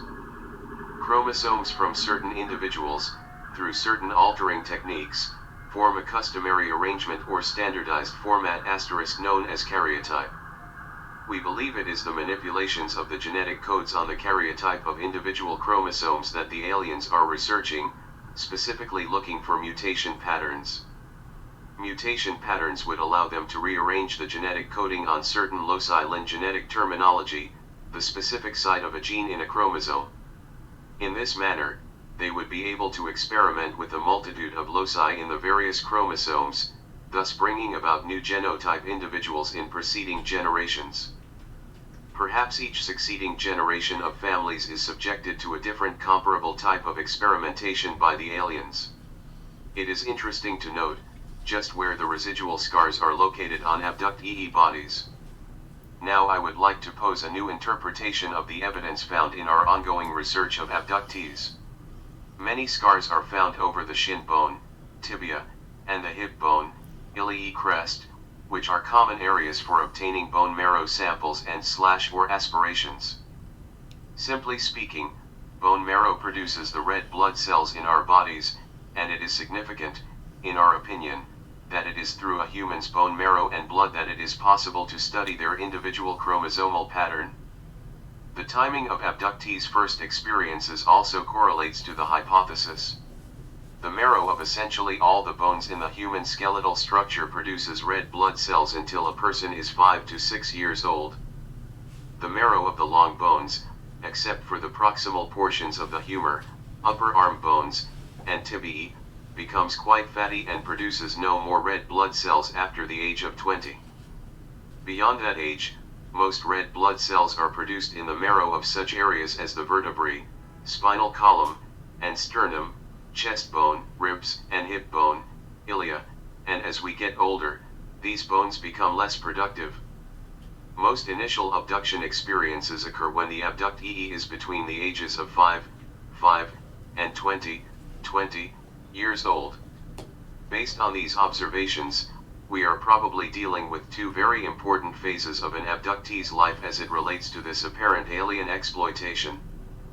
Pre-adolescent/teenage phase initial blood samples, bone marrow aspirations and tissue samples are taken between ages 5, and 20 years of age. This would be the time frame for specific and early genetic studies on the chromosomes of abductees as a follow-up from another generation with studies performed to see if a certain pattern is consistent within the particular family. During this time, some type of implants are inserted so that the individual can be followed and found at some future date, after further analysis of samples have been obtained by the alien researcher. Some of these individuals may be abducted again, possibly due to a failed implant or for reconfirmation on certain genetic information. Adult phase. The pattern we are seeing at the present seems to reveal abductees are undergoing some form of ongoing genetic exploitation, implementation, or manipulation, such as genetic coding. This is where we see the most consistent, most documented procedures of the abduction phenomenon, such as artificial insemination techniques, which are continued on some abductees throughout their reproductive years. Perhaps in their own way, if you believe in the space brother * theory, the alien scientists are meticulously, methodically, and clinically restructuring the human race through procedures of genetic manipulation, so that we will be designed better * for resolving our own problems, rather than requiring their more direct intervention into our petty world affairs. Maybe there is a double-blind study on the human race ongoing, for reasons known only to the aliens, who are running the program. Or consider the possibility of this being an alien scientific research mission, where studies are being performed on technologically less advanced planets. All of this is pure speculation and wide open to other theories or hypotheses. A new eugenics movement has recently sprung up in Southern California. Eugenics is the science dealing with improvement, by control of human mating, of the hereditary qualities of a race or breed. These issues that bear on the eugenics movement can be argued both pro and con. However, we feel that overall it is a very emotional issue with implications that could correlate with the alien agenda, and either certain problems that could very well rival our nation's controversial abortion decisions. The techniques of selective breeding which seem to be utilized by the aliens are beginning to appear in our own culture. For example, Dr. Robert Graham, who founded an organization called Repository for Germinal Choice, has come under heavy attack by his adversaries. Essentially, Dr. Graham's program allows women to shop * in his repository, sperm bank, for a specific type of donor sperm that they can retain for later use in artificial insemination procedures. In other words, a woman could select the sperm of a Nobel Prize winner, an astrophysicist, or an extraordinary professional such as an astronaut, physician, or a mathematician, etc. It appears that this organization is out to create a new generation of super-intelligent children who will be eventually adults, through the techniques of selective artificial insemination. The socio-economic, political, psychological, and theological implications of this controversial new technique, whether put to use by aliens or humans, go beyond the scope of this document. Exactly what are these implications, you might ask? Only time will tell. The metagene factor. The metagene is a biological variant lying dormant in select members of the human race, until an instant of extraordinary physical and emotional overstress activates it. That's an energochemical, in response to adverse stimuli. A chromosomal combustion takes place, as the metagene takes the source of biostress, be it chemical, radioactivity, or whatever, and turns the potential energoresponse into a catalyst for genetic change. The main focus of the catalyst power is a gland in the middle of the human brain called the pineal gland, and the nutrient for increasing the pineal's action is the adrenaline. The metagene factor gives the ability of psion-IC power. The main interest of the aliens, especially the Greys, is to understand and control the metagene for their own race. They try to do this using biological experiments to make hybrids from both humans and aliens. They believe perhaps the men from the planet Earth are the deadliest creatures in the universe. Because only on Earth people are apparently capable of generating the metagene factor, which means natural Chinook's ability, real power star. The principal races in the universe are psychologically the same. The pure cold logic is a normal order to most important races. Basic sameness makes for predictability and security. The enemy one knows are the ones you can guard against. This is not the case with mankind. While most are uniformly human, some, many more, apparently, than anyone had dreamed possess a latent tendency towards superhumanity, natural Chinook abilities. That in itself could prove dangerous for any idea of alien domination on Earth. But couple of mankind's inherent belligerence with the fact of the metagene effects, each human is unique and Earth becomes a spawning ground for an unpredictable super race, if we have the chance star. Others have already demonstrated an awareness of man's potential along the human history, Nordic Street. This is because the aliens are here to try to control Earthlings before we dominate them, and they want our most important secret, the metagene factor, which is the aliens' only hope. Abduction by Greys. There is a large number of Grey abductees living all over the world. Most are either unaware or just partially aware of their involvement with the aliens. Grey abductees seem to be taken for a large variety of reasons, some apparently having nothing to do with the person, him or herself. They might have been manipulated, to various degrees, for no other reason other than that they were with a person scheduled to be abducted. Others have been abducted apparently only once or very rarely, compared to throughout life. As with Nordic contact EES, it would seem that genetics and artificial racial background plays a part in their selection processes. People have been abducted by Greys for a long time. This contact can exist during generations in the same family, and even cases of the abductee having contacts with same entity during the process of past lives. All this means that there may be a clear indication that a large percentage of the human race could very well be a sleeping army asterisk, and were picked up only once or twice and implanted, but not generally bothered or contacted throughout their lives. This suggests that these people are on hold for something, or that they are simply walking transmitters of some kind of information, basically bioenergosmic psycho waves, back to the aliens. Most Grey abductees are first taken as children, and many adult abductees know or feel their children are being abducted. It would seem that most children who appear to be involved don't want to consider the possibility of actual abduction or think about it at all. It would also seem that the best policy with most children is to leave it at that, not push them to remember. Hypnotic regression, especially, is considered too much to ask of a child.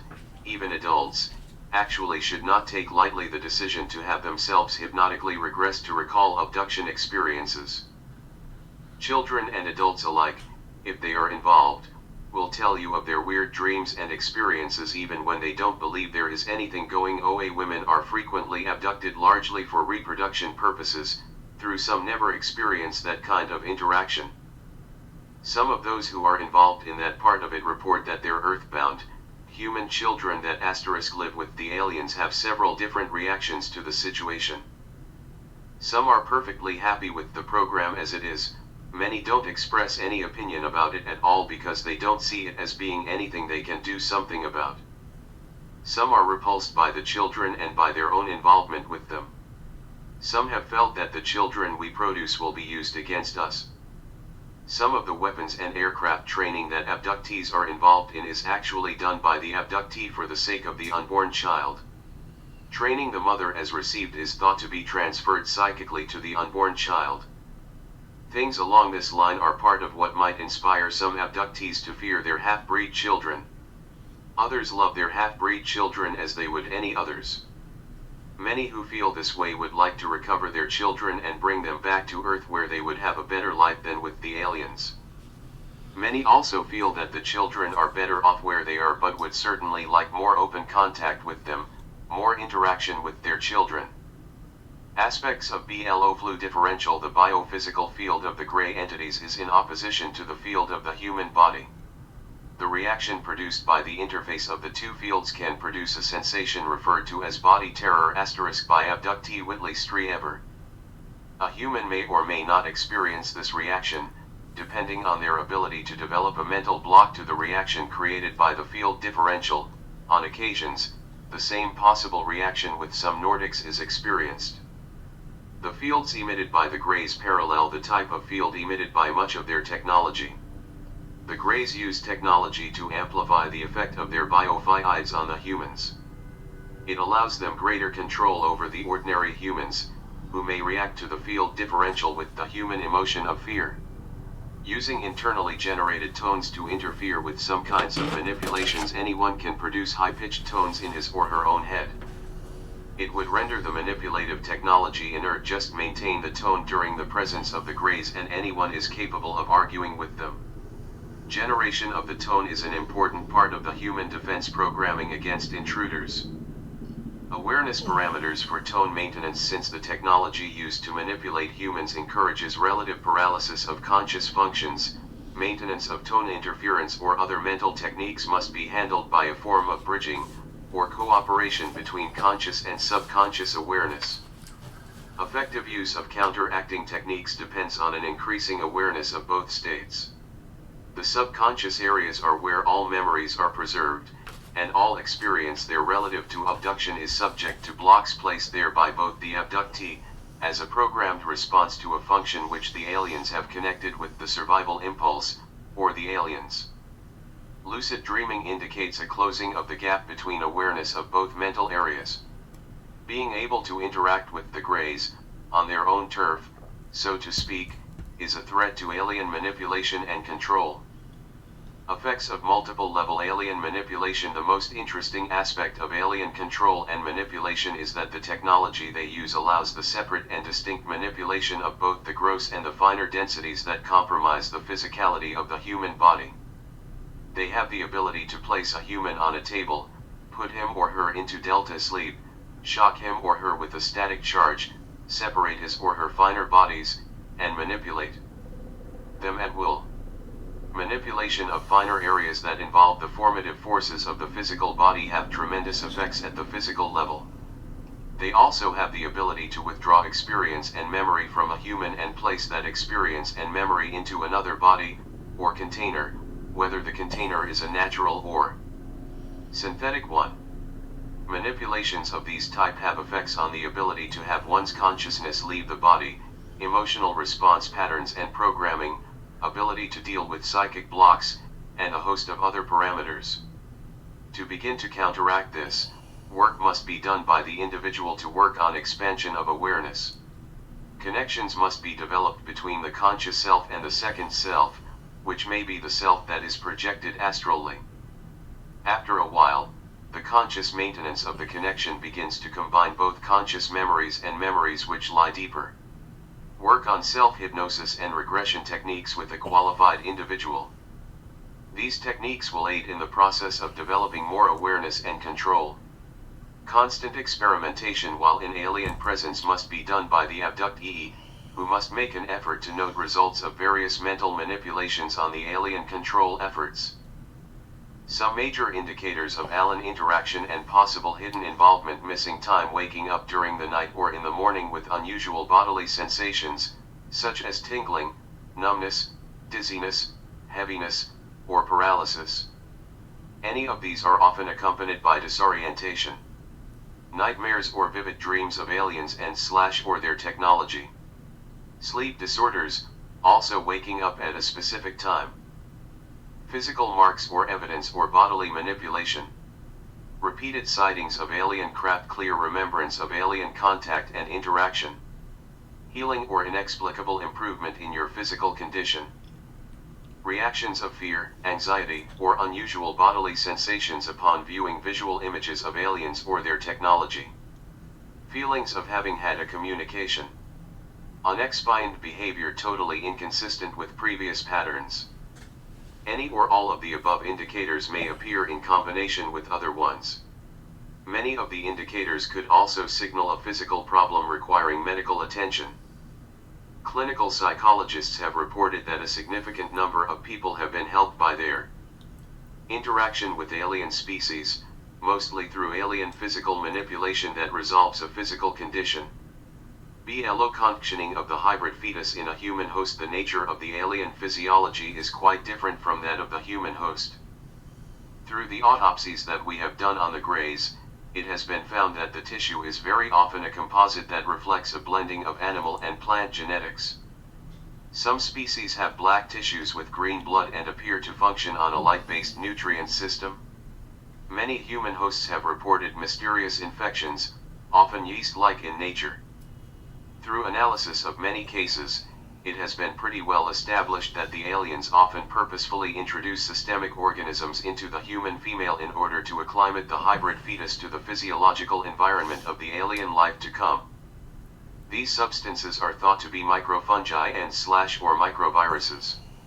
The implantation of these substances is thought to be critical for some species in their hybrid breeding program. It is quite apparent that here is no concern for long-term effects of hybrid breeding on the human. They apparently make adjustments during the breeding cycle. These adjustments can include substances which physically wear down the human host, as well as manipulation of the various fields inherent with the human body. The question always seems to arise, if these aliens can produce synthetic tissue, why couldn't they just grow a torso or create a synthetic clone to bear the fetus for them? Why do they have to use humans for this process? There are two main parts to the answer. The first one is that they need the genetic input. The whole reason for hybridization is to enrich the genetic capability of the organism. For this they need human genes. The second part of the answer is that they need the effect on the fetus or human emotional and psychic experiences.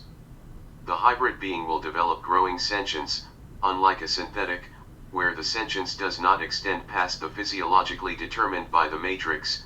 The programming is set, and must be exposed to these factors. One would then ask why they could not sit around and project psychic energy at a clone, using artificial ways, of course. The answer is that the emotional component would be missing and the psychic energy not so pure. The hybrid fetus is extracted from the human most about 90 Earth days, and development then continues in a totally alien environment. The whole process causes premature deterioration of the human female host, which simply increases the vulnerability to alien manipulation due to a weakened condition. During the hybrid breeding process, the body of the human female host will be manipulated. There have been cases where fillings in teeth, which may contain mercury and other metals, have been taken out of the human's mouth in order to seemingly promote the health of the developing fetus. Abductions-related medical anomalies. An abductee may experience abnormal blood cells implants in the eye, skin, nose, and/or anus, diarrhea, mostly in men, constipation, mostly in women, shoulder pain that comes and goes, lower back pain, 3. Vertebrae up, from the lower lumbar, knee pain, in the dip of the knee under the kneecap. Constipation, mostly in women, rashes, immediately after contact, may be caused by radiation. A lump in the dip of the collarbone at connection to neck, may cause paralysis or semi-paralysis of arm or arms. Artery in the wrong place, may indicate an arterial implant. Pregnancy connected with an abduction time period, usually a small fetus. A baby may have an unusual appearance. A child who has ESP and/or is advanced beyond his or her years. An eyelid, which may contract and roll outwards under stress. Eyes may be able to see through the closed eyelids. Visual marks on a body, scars or geometric forms visually present on the body. Scars on the back of the legs for people born in 1943, seems to indicate skin scraping, i.e., cloning. Hear a buzz, beep, or modulated tones in their ear, when going to sleep. When they feel a last breath feeling, asterisk, may be just a side effect of an out-of-body experience. Shaking of the bed, in conjunction with the limbs of their body floating or rising. Geometric symbols seen in the mind. Tiredness in the morning after a good night's sleep. Feel as though you are worn out. Sleep. Learning out-of-body experiences. Sudden development of ESP. Rhyneck, enzyme to the brain, new development. Extra vertebrae in the neck. Egg-sized lump on the bottom rib. Weights form a geometrical shape after examination, appear to be from some instrument. The practice of manipulation of the mind. The following material is copyrighted by Nevada Aerial Research, Learning, Teaching and Assimilation Techniques of Electronic Space Societies. Through the experience of those who have had and are continuing to have various contacts with non-human entities, we have learned some data regarding these advanced societies. Overall, life appears to be rather regimented. Social codes are sufficiently advanced beyond those of the human being, that they become a part of existence rather than the subject of existence. In electronic space societies of positive orientation, knowledge and data are generally assimilated under duress, in that training and education are accomplished by forceful means, such as implant technology. Techniques of electronic space societies. Inculcation, to teach or impress by force or frequent repetition, is the usual term used. One of the prime patterns of activity is what is called direct observation. During this process, face-to-face contact occurs between the alien species and a volunteer humanoid for the purpose of exchanging cultural information. Direct observation also appears to include various types of medical analysis. Abductees in this situation are actually volunteers, but inculcation methods block their knowing or awareness of their own participation.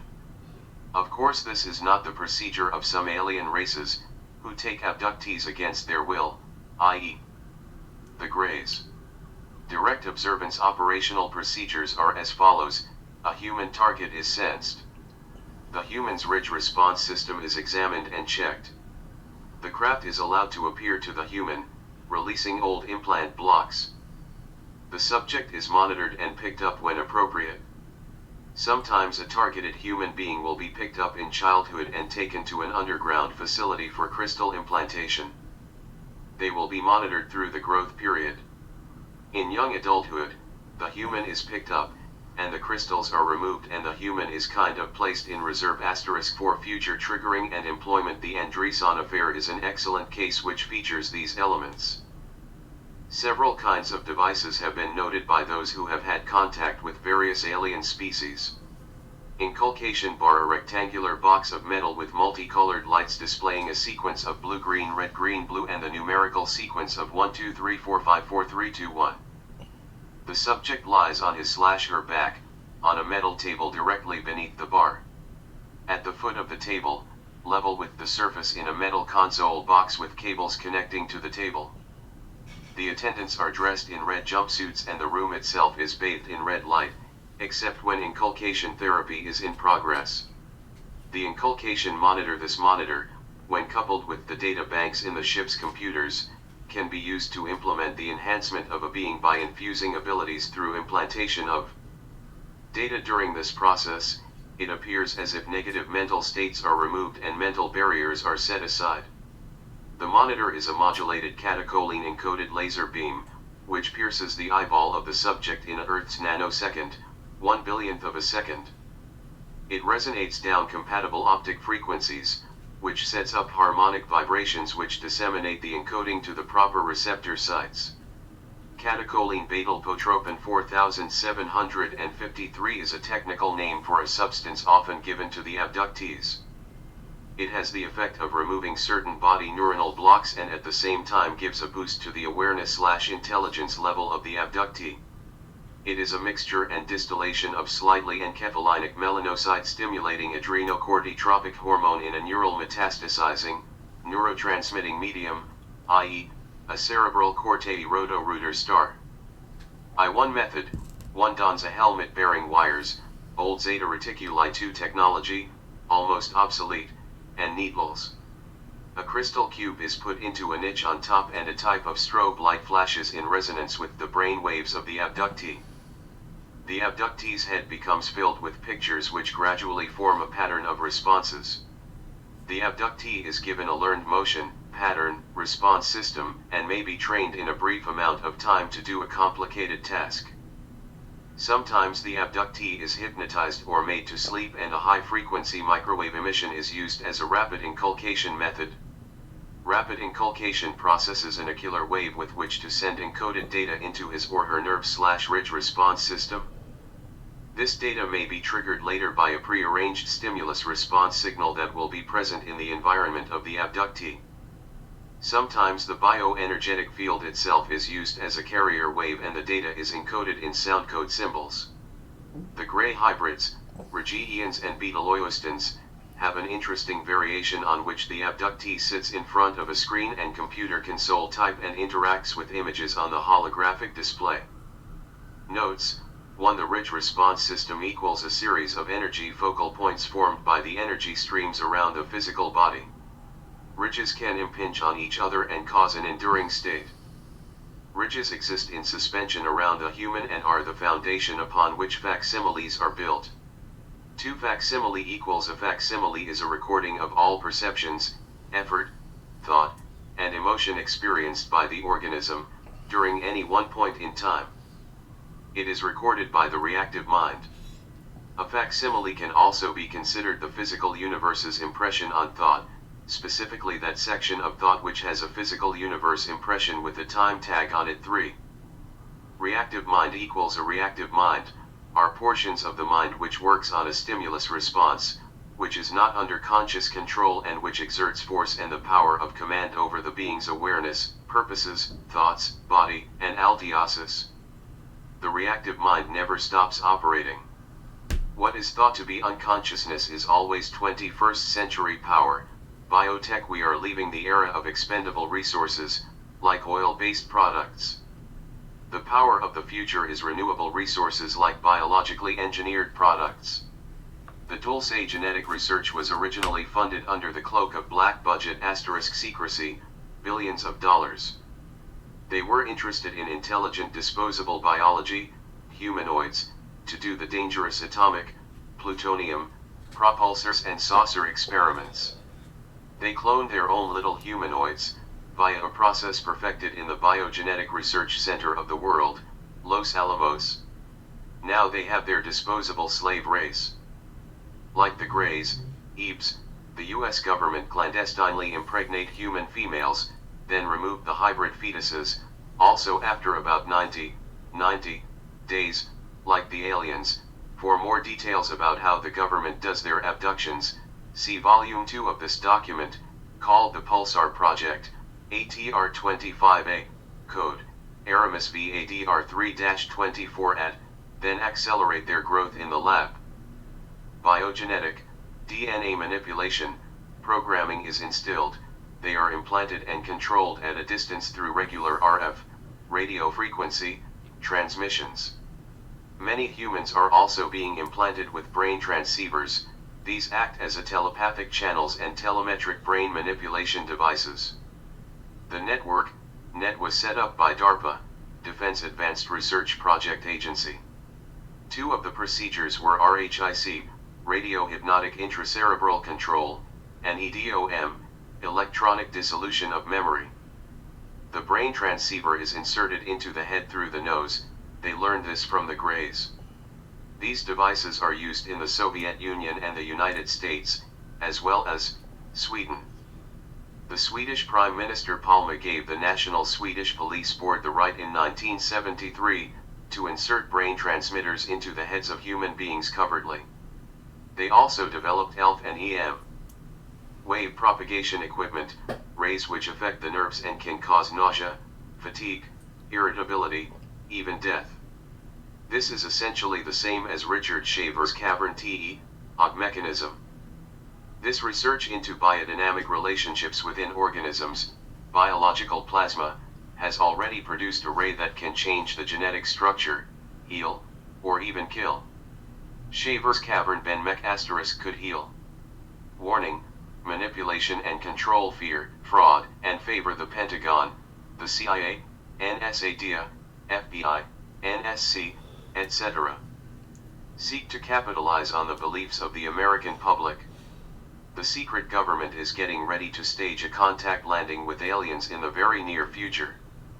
This way they can control the release of alien-related propaganda. We will be told of an interstellar conflict, but what looks real, may be fake. What is disinformation? Is your attention being diverted by the strategy of a shadow plan? I believe you already know the answer. At Berkeley, Los Alamos Labs chosen to explore makeup of human genome.